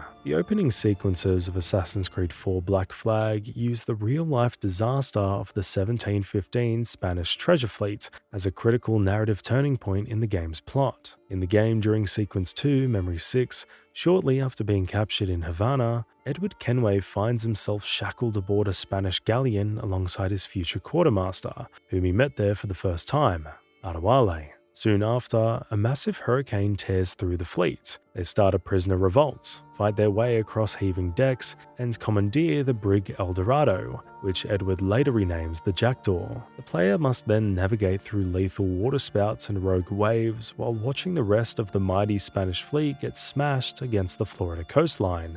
This wasn't just dramatic flair or a scene that the game added by itself. It was a near-perfect recreation of history. On July 24, 1715, a combined fleet of 11 Spanish galleons and one French frigate, the Griffin, departed Havana carrying over 14 million pesos in gold and silver to replenish the Spanish treasury after the War of Spanish Succession. On July 31st, a violent hurricane struck them off the coast of Florida, near modern-day Vero Beach. sinking about 11 of the 12 ships and killing approximately 1,500 people. The disaster was so massive that the area became known as Florida's Treasure Coast. The Spanish established salvage camps to recover the gold, which in turn attracted famous pirates like Henry Jennings and Charles Vane, who raided the camps and stole the recovered silver, an event also depicted in the game. While historically only the French Griffin survived the storm, the game cleverly replaces the survival with Edward's theft of the El Dorado. As a bonus nod to history, later in the game during the mission Diving for Medicines, you actually dive into the wreckage of the San Ignacio, a real ship from that very fleet, to recover supplies for the sick people of Nassau. The engine of the ship was a specialized module called the Ocean System, created specifically for the Anvil Next engine, and the no-loading goal was the holy grail that Ubisoft Montreal had to chase to make a true pirate fantasy. What it means is that the transition from the land to the sea, without any loading screens, was a big thing at the time, and other games that had both ways of traversal usually had some sort of loading screen so that the assets could load. Before Black Flag, open-world games were usually divided into separate instances, trapping players in a fragmented world where the city and the wilderness were separated by some sort of black loading screen. But for a pirate game to truly breathe and be immersive, the developers at Ubisoft knew they had to achieve the no-loading goal. The ability for a player to let go of the ship's wheel, dive into the ocean, swim to a beach, and run into a jungle without the game ever pausing to think. To achieve this, they built a specialized module within the Anvil Next engine called the Ocean System. This wasn't just about making water look pretty. It was a complex physics simulation that had to interact with the gameplay in real time. The team daringly implemented the Beaufort scale, a real-world scientific measure of wind speed and sea conditions, directly into the game's code. This allowed the engine to dynamically shift between 12 different levels of weather, transforming the Caribbean from calm, glassy waters to a nightmare of violent hurricanes with 30-foot rogue waves in seconds. The technical miracle was that the Jackdaw wasn't just a static object floating on a texture. It was, in the game development world, basically a physics object reacting to every swell and crash, while the engine simultaneously calculated the AI of enemy ships, the trajectory of cannonballs, and the parkour paths of the rigging. Achieving this seamlessness required rewriting huge chunks of the engine to stream data faster than ever before, ensuring that the transition from the chaotic, moving deck of the ship to the solid, static geometry of an island felt instantaneous, natural, and utterly magical. To make the game more real and history-based, Ubisoft collaborated with Mike Loades, a renowned British military historian and television presenter, whose expertise transformed the game's combat from generic action into a grounded representation of 18th century warfare. Unlike academic historians who only read text, Loades is a practical historian himself, known for physically training with the weapons he studies. You might recognize him from the BBC or History Channel documentaries like Weaponry.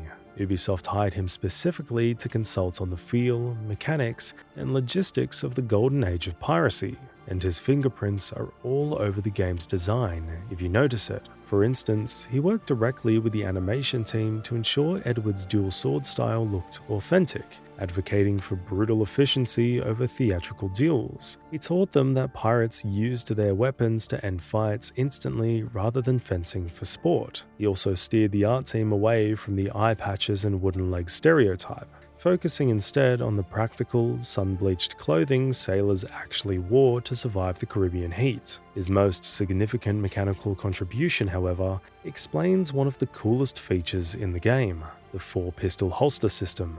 Loades explained to the developers that reloading a flintlock pistol in the 1700s took over 20 seconds, a lifetime in a boarding action. Therefore, real pirates didn't reload. They carried a brace of multiple pre-loaded pistols on a chest rig to fire in rapid succession. The historical necessity became Edward's signature style. Loades also provided the technical data for the naval combat, detailing the difference between round shot to smash holes and chain shot to shred sails, and famously pushed for the game to depict the blinding fog of war caused by black powder smoke, noting that on a real man of war, you often couldn't see the man standing next to you after a broadside. His influence is the primary reason why the in-game database is so rich with accurate technical data, grounding the fantasy in the gritty reality of black powder and iron. Black Flag is getting a remake soon, but it's not just a fresh coat of paint and some random graphical upgrades. Reports suggest a massive structural overhaul intended to bring the 2013 classic in line with modern series standards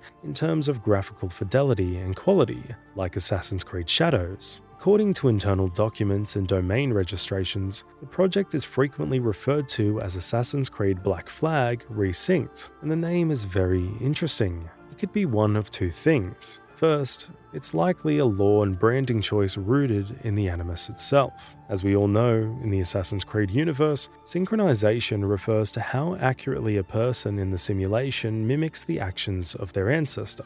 By using Resynced, Ubisoft frames this remake not just as a game update, but as a resyncing with Edward Kenway's life. A new, more accurate simulation that restores corrupted or missing data like the Cut Mary Read content that the original Abstergo simulation missed. It implies that this version is the definitive, up-to-date entry compatible with the modern-day Animus Hub platform. Second, it serves as a technical descriptor for Ubisoft's new approach to back-catalog titles. Unlike a remaster, which usually just upscales textures and improves graphics for modern consoles a bit, nothing new, nothing extraordinary, a resynced game indicates a full mechanical overhaul. It signifies that the original assets have been ported and resynced into the new Anvil pipeline engine, allowing for current-gen features like zero loading screens and hitbox-based combat. This naming convention also conveniently drops the numerical IV, signaling that this is a standalone experience rather than just a sequel in a long-dead numbered list. If leaks are to be believed,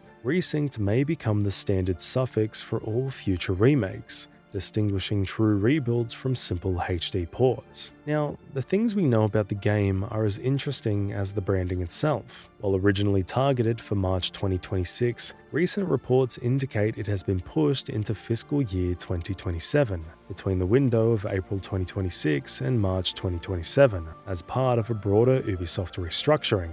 The development is reportedly being led by Ubisoft Singapore, the naval experts behind Skull and Bones, alongside studios in Belgrade and Bordeaux. The game is being rebuilt from the ground up on the Anvil pipeline engine, also known as Anvil Next 3.0, the same engine used for developing the latest Assassin's Creed title, Assassin's Creed Shadows. This means the classic counter-kill combat of 2013 is being replaced by a modern hitbox-based system featuring dodges, parries, stamina management, and RPG-style gear stats. The remake reportedly removes all loading screens between the open ocean and major islands, finally achieving true seamlessness. Visually, the water physics are receiving a massive upgrade, utilizing assets from Skull and Bones to improve buoyancy and ship handling, along with fully ray-traced reflections on the Caribbean waters. The dynamic weather system from AC Shadows is also being implemented, introducing intense storms and rolling fog that actually impact gameplay visibility.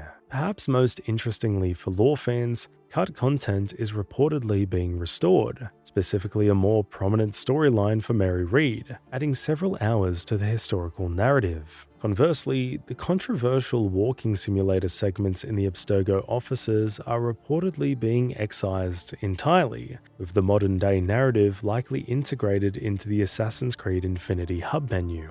And yes, while he was initially silenced by Ubisoft Legal, leaks suggest that Matt Ryan has returned to the booth to record new narration and dialogue, ensuring that the captain keeps his soul. There's one more interesting fact about Edward Kenway that makes him much more unique. He's the first assassin in the series to permanently utilize dual-wielding swords as his primary combat style. Prior to Black Flag, assassins like Altair and Ezio used a single longsword or a sword and dagger combo for parrying. We as players were more used to this. Edward completely broke this tradition by equipping dual swords as his default state. This wasn't just an aesthetic choice, it fundamentally changed the combat engine as well. Because he carried two heavy chopping blades, Edward didn't fence, he overwhelmed. His animations were designed to be purely offensive, allowing him to kill two enemies simultaneously in open combat.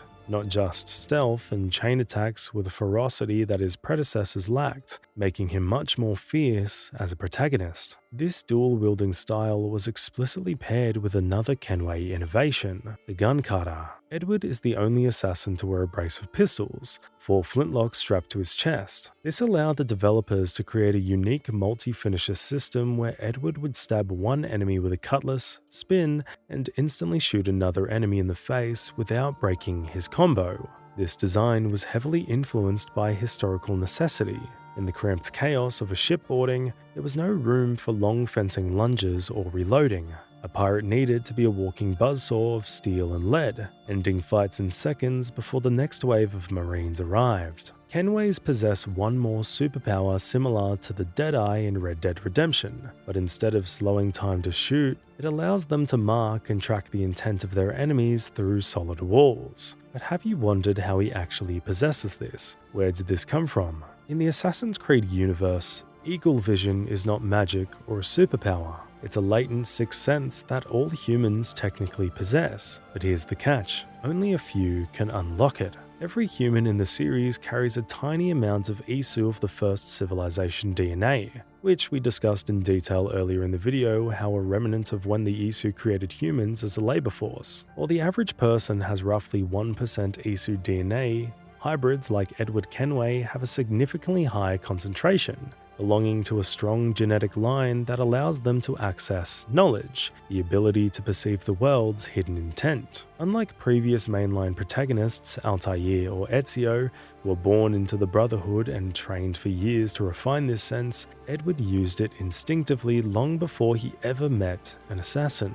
He simply called it his intuition or gut feeling, a natural edge that helped him survive as a privateer. In gameplay terms, Edward's version of Eagle Vision was a major mechanical leap forward, functioning much like the tagging system in modern shooters or Red Dead's tracking. He also possesses wall-piercing sight, allowing him to tag enemies and keep them highlighted even when they break his line of sight. He can hold a lock on dozens of targets simultaneously, whereas previous assassins struggled to focus on more than a few. The genetic anomaly explains why Bartholomew Roberts, who is a sage, one who possesses nearly 100% Isu DNA, immediately recognized Edward's potential. Roberts noted that Edward's senses were more evolved than the average human, which is why Edward was one of the few capable of navigating the observatory's defenses and operating the Crystal Skull. This genetic jackpot was so broken that it passed down to his son Hatham, who then used it to become a legendary tracker and even passed it down to his grandson Connor, who used it to hunt in the frontier, permanently cementing the Kenway family as the most influential bloodline in the 18th century war. Apart from his super senses and his combat fluency, his character has a notable feature, much more prominent on first look: an iconic scar running vertically right across his right cheek and eyebrow. In the golden age of piracy, scars weren't just injuries to be covered up. They were a resume, and a symbol of something much more than just a scar. Pirates kept their scars as visceral symbols of bravery and achievement, proving to their crew that their captain led from the front and bled just like them. Edward Kenway's scar is the ultimate testament to this philosophy, serving as a permanent visual marker of his transition from a desperate Bristol sheep farmer to a hardened killer and a legendary pirate of the West Indies. While the game introduces Edward with the scar already fully healed, the specific lore behind it is detailed in the Assassin's Creed IV Black Flag novel by Oliver Bowden. The incident actually occurred in 1712, just shortly after Edward left his wife Caroline to seek his fortune. At the time, he was a lowly privateer serving under Captain Benjamin Hornigold. As the novel explains, during a brutal boarding action against a Spanish vessel, the melee turned chaotic, and a Spanish sailor slashed Edward across the face with a cutlass. Edward managed to kill the man immediately after, but the wound was deep and jagged. Because life at sea offered little in the way of medical facilities, the wound was stitched crudely on the deck without anesthesia or proper sterilization. This resulted in the rough, prominent scar that defines his character model. To Edward, this wasn't a disfigurement, it was the price of gold. He wore it as a badge of honor, a daily reminder of the violence he was willing to endure to deliver the wealth he promised his family. Aside from the symbol of bravery reason, it also served a practical purpose. Alongside his long blonde hair and rough demeanor, the scar contributed to his fearsome appearance, helping him cultivate the intimidation needed to command a ship of criminals. It visually distinguishes him from the refined assassins like Adewale, highlighting that Edward is a brawler and a survivor first, and a disciplined warrior second. Interestingly, his son Haytham Kenway does not share this physical trait, a deliberate design choice representing the shift from Edward's rough pirate life to a very different kind of life Haytham had in childhood. During Sequence 5, Memory 2 in the Forts mission, when players visit the Punta Guarico naval fort in Cuba, you can hear imprisoned pirates screaming from below the ground, a detail that transforms a generic military base that players can just pass by to complete the mission into a scene of psychological horror. Located at coordinates 776-402 on the eastern tip of Cuba, Punta Guarico is a major naval fortress that Edward and Adewale must capture to secure the region. However, the inner courtyard near the entrance is a stone well covered by a heavy metal grate. If you stand directly over it and remain still, you can hear muffled, desperate voices echoing from the deep shaft. The prisoners cry out lines like, "Help us, is anyone there?" and "We're starving." The first time I played this mission as a kid, I was totally shocked by the level of immersion and background detail Ubisoft had put in. If you notice the accents of these prisoners, they're distinctly British and Caribbean, implying that these are captured pirates or privateers whom the Spanish threw into prison. The chilling reality is that when Edward's crew takes over the fort, raises the black flag, and celebrates their victory, they never perform a floor-by-floor inspection. There's no prompt to open grates or a mission to rescue them. The game implies that while Edward was off sailing and seeking glory, a group of his brother pirates slowly starved to death directly beneath the feet of his own garrison, highlighting the negligence and self-interest of the Pirate Republic. As a hidden Easter egg, the voice acting changes depending on when you visit. During the attack, you hear a lone British man who sounds like he's gone mad, talking to his pet rat. Post-capture, it shifts to a group pleading for mercy. One of these trapped pirates is famously voiced by Roger Craig Smith, the actor who played Isu Observatory, making his pleas a haunting echo of a past life. Beyond the screaming prisoners of Punta Guarico, Black Flag is packed with eerie details that suggest the Caribbean is haunted by more than just Spanish gold. During heavy fog or violent night storms in the open sea, players have reported seeing a faint, glowing white schooner drifting in the distance. Unlike the legendary ships, which are marked boss battles, this vessel does not appear on your minimap, possesses no level rating, and can't be tagged with your spyglass. It is a true phantom. If you try to pursue it, the ship maintains an impossible distance, always staying just out of cannon range, before suddenly vanishing into a fog bank as it never existed. This is not a glitch, but a mirage asset deliberately programmed into the game's weather engine to simulate the Flying Dutchman myth, a legend common among sailors of the 1700s who believed seeing such a ship was an omen of doom. It serves as a subtle, terrifying reminder that while Edward Kenway might master the waves, he can never truly conquer the superstition of the sea.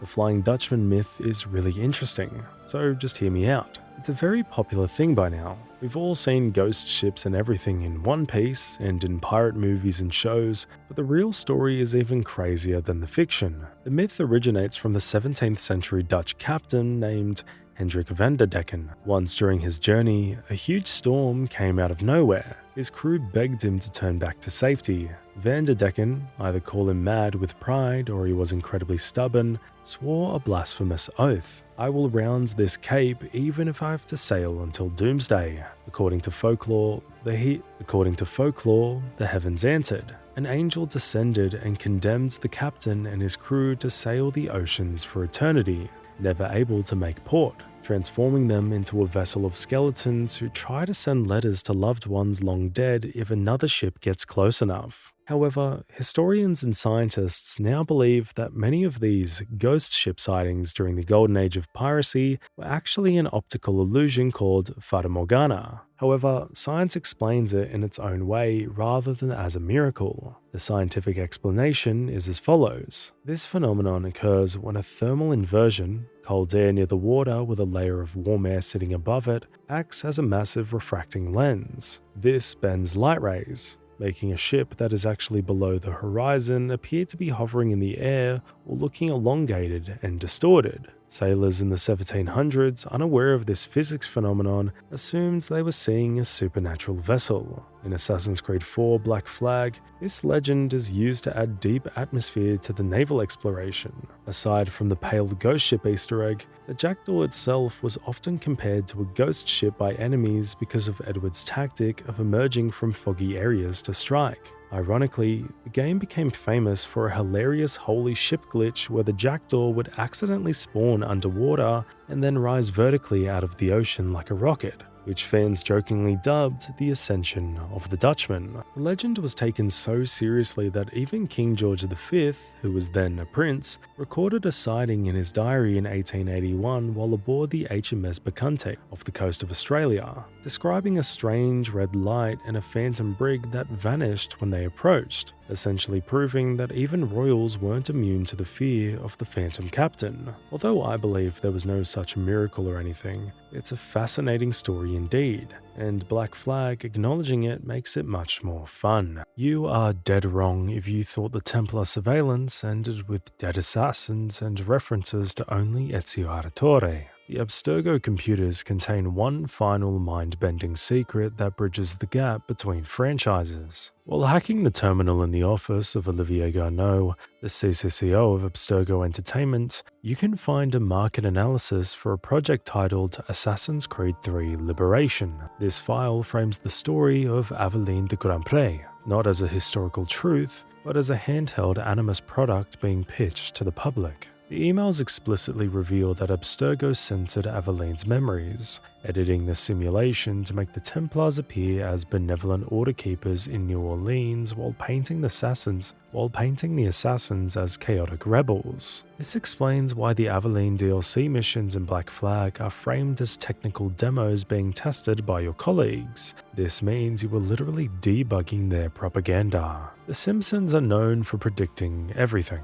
At this point, they could even predict the next Assassin's Creed title that hasn't been announced yet. There's even a Simpsons reference in the same area. The reference to Assassin's Creed Summer of Love is a unique example of a reverse Easter egg where Ubisoft acknowledged a parody and integrated it into official series lore. But why is it called that? The title is a direct parody of the real-world Summer of Love cultural movement that took place in 1967. The title first appeared in The Simpsons Season 23, Episode 5, The Food Wife, where Bart and Homer visit the E4 convention, which is a parody of E3. In the background, there's a poster for a game called Assassin's Creed Summer of Love, depicting a protagonist in full hippie attire, tie-dye and bell-bottoms, holding a guitar while brandishing the iconic dual hidden blades. The joke works because of the sheer irony. It contrasts the peace and love philosophy of the hippie movement, specifically the 1967 counterculture explosion in San Francisco's Haight-Ashbury district, with the violent, shadow war nature of the Assassin's Creed franchise. It imagines an assassin blending in not with monks or scholars, but with flower children protesting the Vietnam War. And I gotta say, this is one hell of an interpretation. Ubisoft took this gag and inserted it in the modern day segments of Black Flag as a hackable confidential email titled RE, Potential Time Periods. Sent by project supervisor Melanie LeMay, the email analyzes sample 17 and lists the Summer of Love in 1967 San Francisco as a legitimate potential project location. LeMay notes that Desmond had a matrilineal ancestor who participated in the movement, providing a lore justification for why Abstergo would consider such a non-violent era. But what makes this email legendary among fans is its track record. Alongside the joke entry, it correctly predicted Egypt, North Africa, which became AC Origins in the future, the French Revolution, and Shogunate Japan.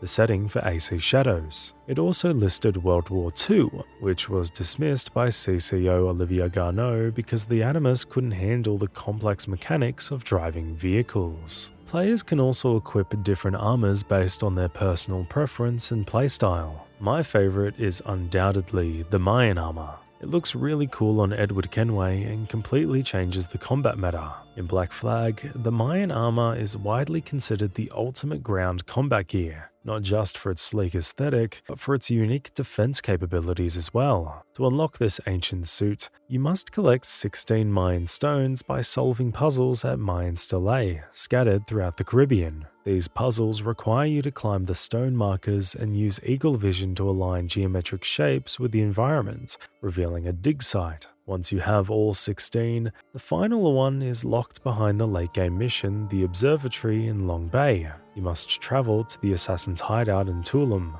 coordinates 70405, and unlock the sealed vault deep inside the temple. The reward is a suit of armor, technically forged from scavenged First Civilization scrap metal. Because of its Isu origins, the armor possesses magnetic properties that make Edward effectively bulletproof. It deflects 100% of incoming metallic bullets from muskets and pistols, meaning you can ignore marksmen and captains during open combat, as their shots will simply bounce off you with a metallic clink. However, despite its bulletproof nature, it doesn't protect against melee attacks or animal bites. A funny aesthetic of this ultimate reward is that, like the Templar Armor, it doesn't have a hood, which is a symbol of being an assassin. This leads to a humorous visual glitch where Edward will still perform the dramatic hood-up motion during cutscenes, pulling absolutely nothing over his head. In modern-day lore, this armor is considered an artifact because,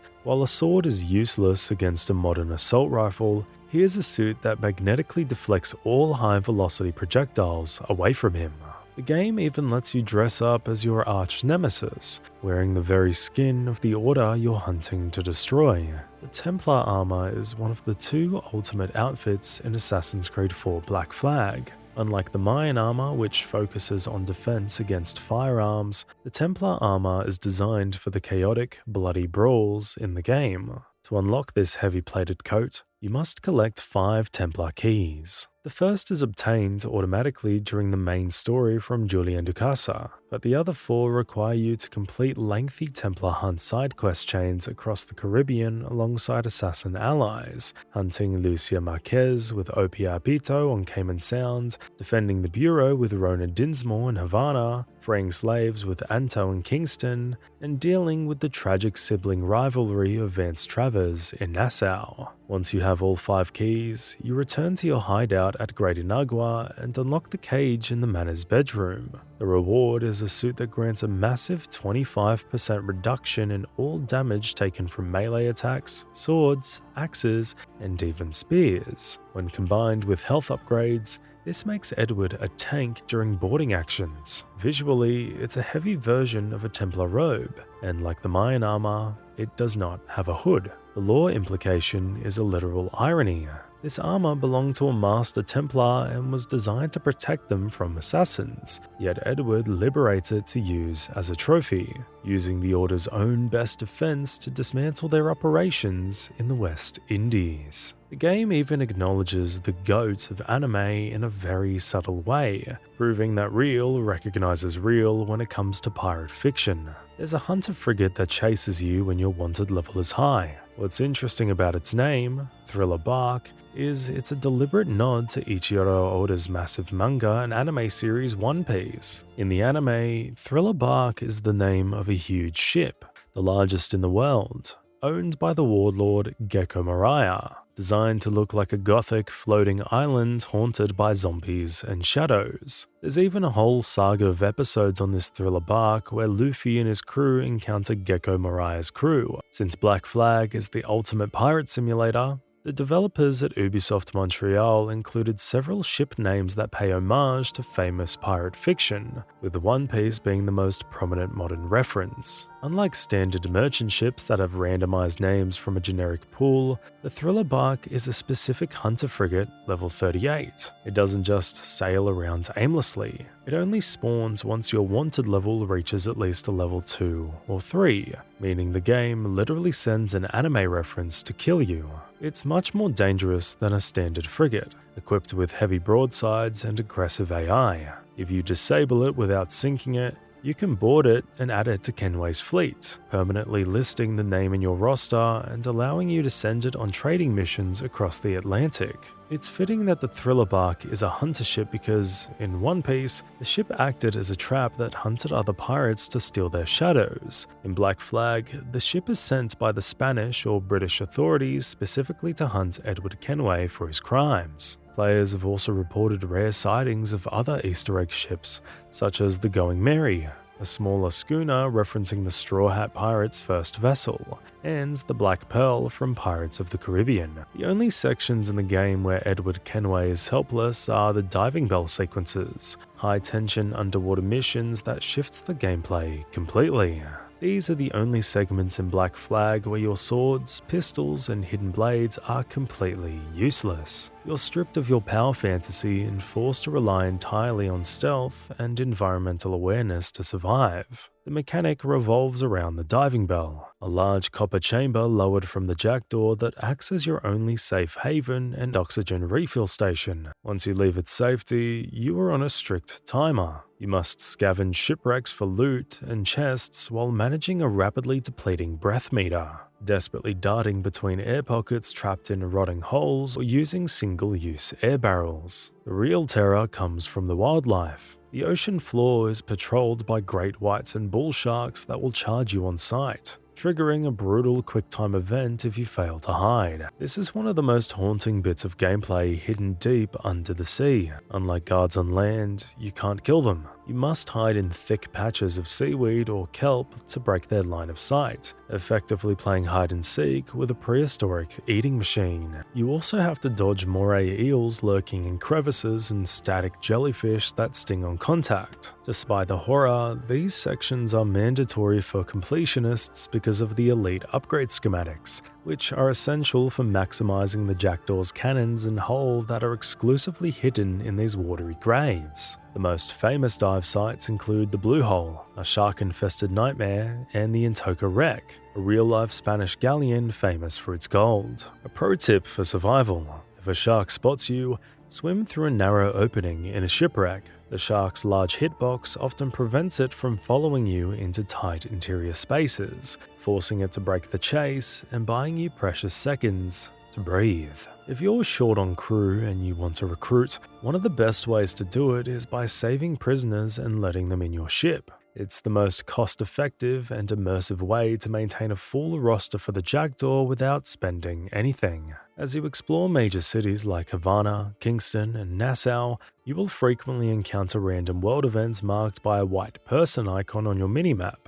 Don't ignore these signs. These aren't just background noise. They're opportunities to build your army. The events come in 3 terrifying flavors. The firing squad, where pirates are lined up against a wall. A well-placed smoke bomb is the best way to save them before the muskets fire. The gallows, where a pirate stands with a rope tied around his neck. You can shoot the rope with a pistol to free him instantly.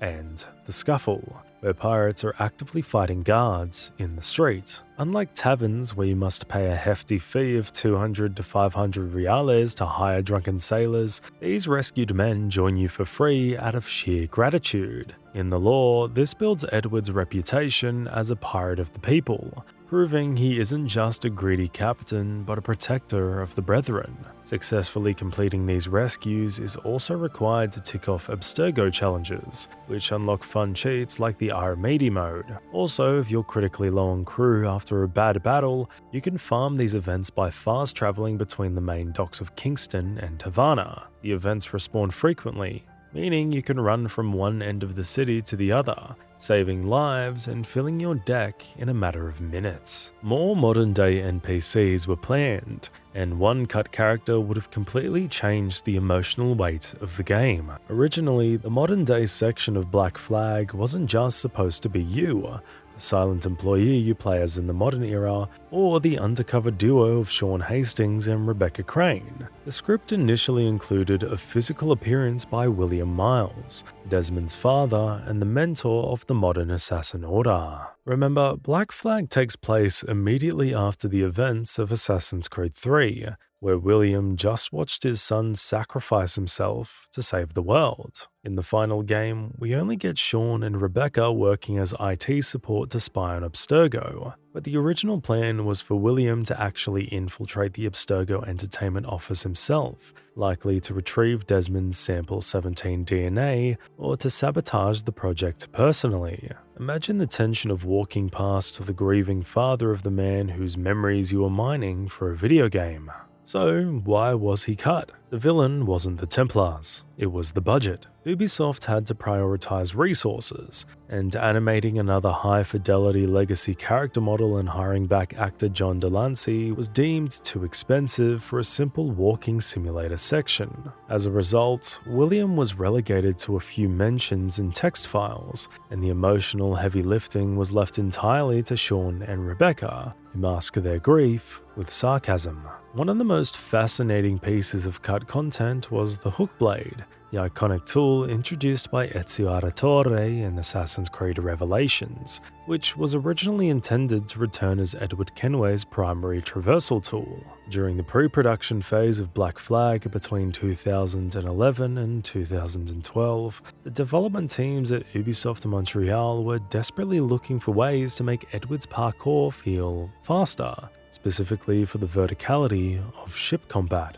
They realized that the hook blade's ability to long jump and slide down zip lines was a perfect mechanical fit for a pirate swinging between yardarms and sliding down staysails during a boarding action. Official concept art from this era actually depicts Edward wearing a modified, rugged version of the Ottoman assassin tool attached to his leather gauntlets. However, the hook blade was ultimately cut to make Edward feel more like a raw brawler and less like a technical assassin who relies on fancy gadgets. It was replaced by two core mechanics. The zipline functionality of the hook blade was replaced by environmental rope swings found on the Jackdaw and at docks. This allowed Edward to perform air assassinations that felt more real than tactical. While the physical hook was removed, its combat DNA survived in the rope dart, which is unlocked in Sequence 6. This tool allowed Edward to pull enemies toward him or hang them from tree branches, providing the vertical control the developers originally wanted the hook blade to provide. Interestingly, leaks for the Black Flag remake suggest that new traversal tools,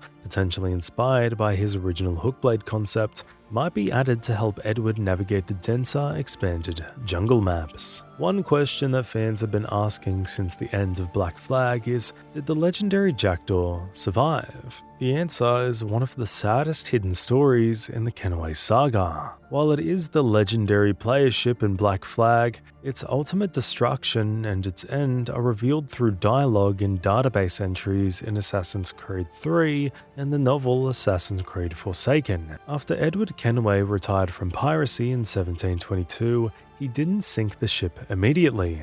He used the Jackdaw to transport his family and his newfound wealth from the Caribbean to England. For several years, the ship remained docked in London, serving as a reminder of Edward's former life. But in 1735, the same year Edward was murdered by Templar mercenaries, the Jackdaw was reportedly destroyed or scuttled to erase the evidence of his assassin and pirate legacy.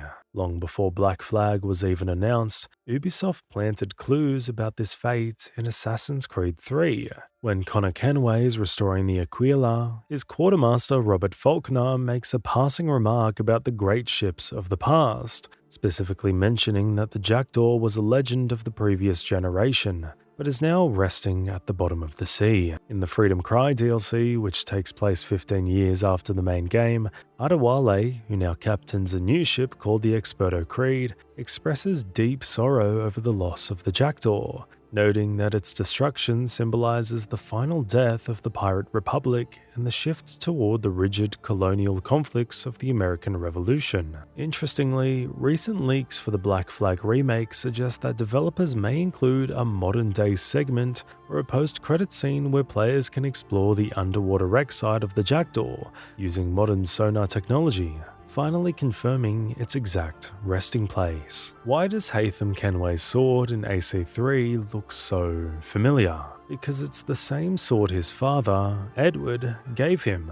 carrying a heavy legacy of training, betrayal, and eventual loss. The connection between the swords of Edward and Haytham Kenway represents one of the few physical links between their vastly different lives. While Edward used many blades throughout his pirate career, his most unique swords were looted from a treasure chest in the West Indies. After retiring to London in 1722, he didn't hang these on the wall. He hid them in a secret compartment inside the games room of his Queen Anne Square mansion to conceal his assassin past from his family and the public. Edward began training Haytham in swordsmanship when the boy was only 6 years old. On Haytham's 8th birthday in 1733, Edward presented him with a steel short sword from that secret stash as a reward for his progress and for showing mercy to a street thief. However, there was a condition. The sword had to stay in the compartment, only to be used with Edward's explicit permission. The tragedy is that this sword is directly tied to Edward's death. Shortly before his 10th birthday,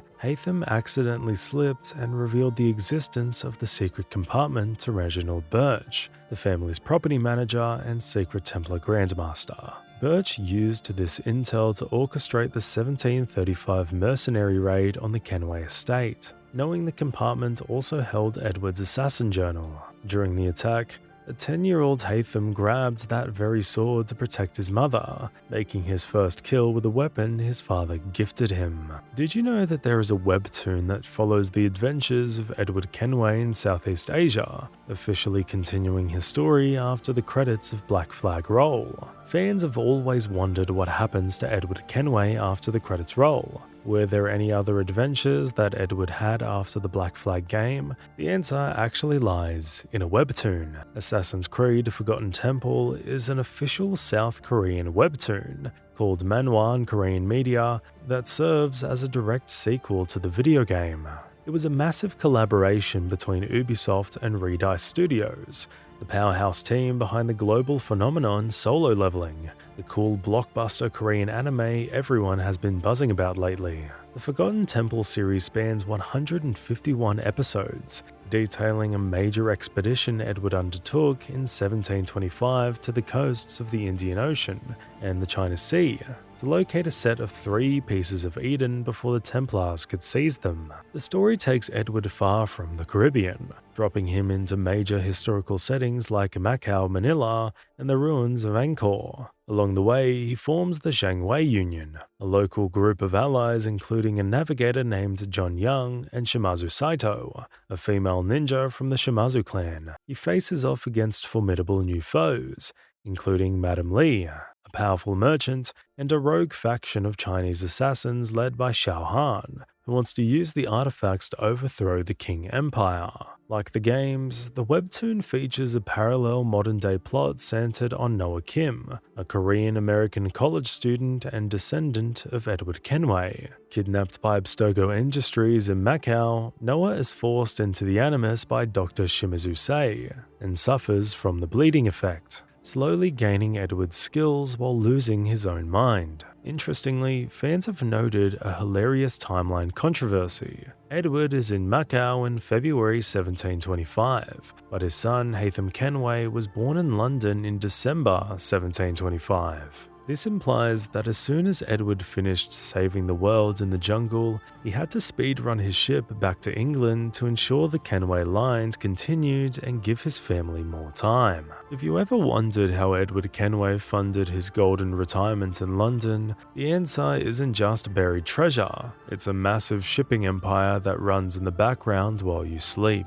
You must have seen or heard of the minigame Kenway's Fleet. Kenway's Fleet is a strategic minigame accessible from your captain's cabin or Great Inagua hideout, unlocking after Sequence 4, And what it does is that it essentially turns you from a pirate captain into a CEO. Instead of sinking every ship you defeat in the open sea, you can capture them and add them to your personal fleet, building a roster that ranges from speedy little schooners to massive heavy-hitting man-of-wars. You specifically want to hunt down the higher-level man-of-wars because they're the only vessels with enough cargo space to handle the most profitable late-game missions. The game runs in real time using an internet connection, meaning you send your ships on trade missions to deliver goods like cocoa and tobacco, and they continue sailing for hours, or even days, even after you turn your console off. Before they can trade, you must fight turn-based ship battles to lower a danger level from red to green, costing you gems which you earn by scrapping unneeded ships. If you're looking to upgrade your ship fast, surely this is one way of doing it. The rewards are massive. This is the best source of passive income for upgrading the Jackdaw, and it's the only way to get specific treasure maps, like the elite fire barrel storage and rare costumes. If you have friends playing online, they can even speed up your ships, helping your pirate empire grow faster. Edward Kenway was killed after the Black Flag game. We never saw how he was killed, but his death is known to the Assassin's Creed community. Who did it and how it was done was rather very interesting.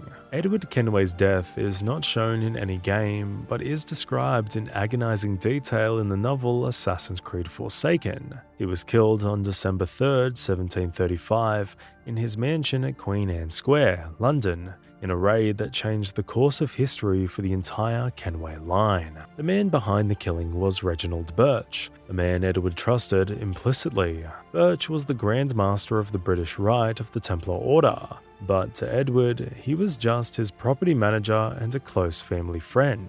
Burch had been courting Edward's daughter, Jennifer, to get close to the family, all while secretly trying to locate Edward's assassin journal, which contained years of research on first civilization sites. Burch's plan was twofold: steal the journal and kidnap Edward's son Haytham to indoctrinate him into the Templars before he could be trained as an assassin. Burch did not kill Edward personally. He hired a group of mercenaries led by a man named Tom Smith, most notable for having strange pointy ears, to carry out the dirty work. In the middle of the night, the mercenaries infiltrated the Kenway mansion. Roused from sleep by the screams of his servants, Edward's first instinct was to ensure his wife, Tessa, and son Haytham were safe in the bedroom. He then raced to the games room to retrieve his weapons, where he was confronted by two of the mercenaries. Despite being in his early 40s, Edward was still a lethal fighter, but he was slowed down by old injuries,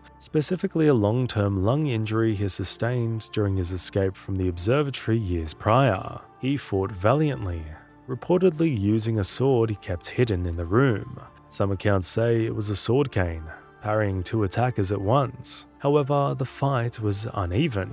After a prolonged struggle, one of the mercenaries managed to catch him off guard and impale Edward through the chest, killing the legendary pirate instantly. The aftermath was even more tragic than the murder itself. During the chaos, Edward's daughter Jennifer was dragged away and sold into slavery in the Ottoman Empire to keep her silent. Reginald Burch arrived moments after the murder, pretending to be the savior. He killed one of the mercenaries to save Haytham, effectively silencing the only witness who could implicate him. He then stole the journal and took the grieving Haytham under his wing, raising him to become the very thing his father hated, a Templar Grandmaster. This was a master play by Reginald to turn the son of one of the greatest assassins into a Templar. So, who was Reginald Burch? The answer reveals one of the most successful and patient villains in the entire franchise. There's very interesting lore behind this character who assassinated the Master Assassin. He wasn't just a greedy property manager. He was the Grand Master of the British Rite of the Templar Order, a man who played the long game to dismantle the Assassin Brotherhood from the inside out. To the public, he was a wealthy merchant involved in the tea trade. But in the shadows, he was a cold-blooded tactician. His entry into the Kenway family was calculated. In 1723, None other than Robert Walpole, the first British Prime Minister we saw on Black Flag, appointed Burch as one of Edward's senior property managers. Burch used this position to infiltrate the household, posing as a charming friend of the family for over a decade. It was a classic spy move pulled off by the Templar. His true intentions were singular and pretty much straightforward. He wanted Edward's journal, a journal containing years of research on first civilization sites like the Grand Temple. To get it, he stooped to psychological warfare. He attempted to court Edward's daughter, Jennifer Scott, specifically to gain access to the family's private quarters. Simultaneously, he groomed young Haytham, befriending the boy to learn the mansion's secrets. The mask slipped only once, during Haytham's 8th birthday at White Chocolate's house, when Burch nearly executed a street thief in cold blood before Edward stopped him, a moment that highlighted the clash between Assassin Mercy and Templar Order. The final betrayal was triggered when Burch tricked a 10-year-old Haytham into revealing the location of a secret compartment in the games room where Edward hid his weapons and the journal. Once he had his intel and realized Jennifer had discovered his Templar allegiance, Burch ordered the mercenary raid on December 3rd, 1735. He didn't just want Edward dead, he wanted his legacy. In one night, he orchestrated Edward's murder, had Jennifer kidnapped and sold into slavery, and then saved Haytham from the very mercenaries he hired. He took the boy in as his ward, raising Edward Kenway's son to become the Templar Order's greatest weapon. Justice was eventually served, but it took 22 years. Burch was killed in 1757 after Haytham and Jennifer finally reunited and stormed his chateau in France, pinning him to a door with a sword. In the Great Inagua Mansion, in order to fully customize it, there are some helpful tips and tricks that involve hunting down the deadliest prey on the ocean. To truly fill your trophy room with the most prestigious decorations, you must defeat the 4 legendary ships lurking in the corners of the Caribbean map. Each ship represents a super boss battle that requires a fully upgraded Jackdaw to survive. These aren't just standard ships you can easily take down even at the start of the game. They have unique mechanics that will test every aspect of your naval combat skills. Let's talk about each legendary ship and how to take it down one by one. First is El Impoluto in the northwest, a massive Spanish man-of-war with a reinforced hull that behaves like a homing missile. It will constantly try to ram you at high speed. The tactic here is to use your chain shot to slow it down, then maneuver to its side to blast it with heavy shot. Defeating it adds a ship model to your mansion. Then there's the La Dama Negra, located in the southwest. It's a black armored beast of a ship that is immune to side cannon fire due to its heavy plating. Its only weak point is the rear of the ship. You must stay behind it, using mortars and chase cannons while dodging its devastating mortar barrages. The AS ship, also known as the Ghost Ship, requires some skill to take down. It's shrouded in fog with incredibly high health. This is a test of endurance. You must keep your distance to avoid its powerful broadsides and whittle it down with swivel guns. Finally, we have the ship called the Brothers in Arms, also in the northeast, the hardest fight in the game. Why? Because this is a double battle against 2 man-of-wars, the HMS Fearless and the HMS Royal Sovereign. The trick is to not sink one immediately. If one sinks, the other goes into berserk mode, ramming you relentlessly with increased speed and damage. You must lower both ships to critical health first, then sink them back to back. Steed Bonnet is one of the most interesting characters we meet in the game. What makes him unique is that in a world of pirates, he's the first civilized person we meet in the game who is instantly inspired by the pirate life despite being a civilized person. But what's far more ironic is that he did exist in real life as well, similar to Edward Thatch, and he's the only pirate in history, both in the game and in real life, who didn't steal his ship. He was a wealthy landowner from Barbados who had a midlife crisis. Historians blame a disordered mind or a nagging wife, and that he literally went to a shipyard and bought the ship, which he named the Revenge, which is a true event based on historical accuracy. The game portrays this perfectly. Steed knows nothing about sailing.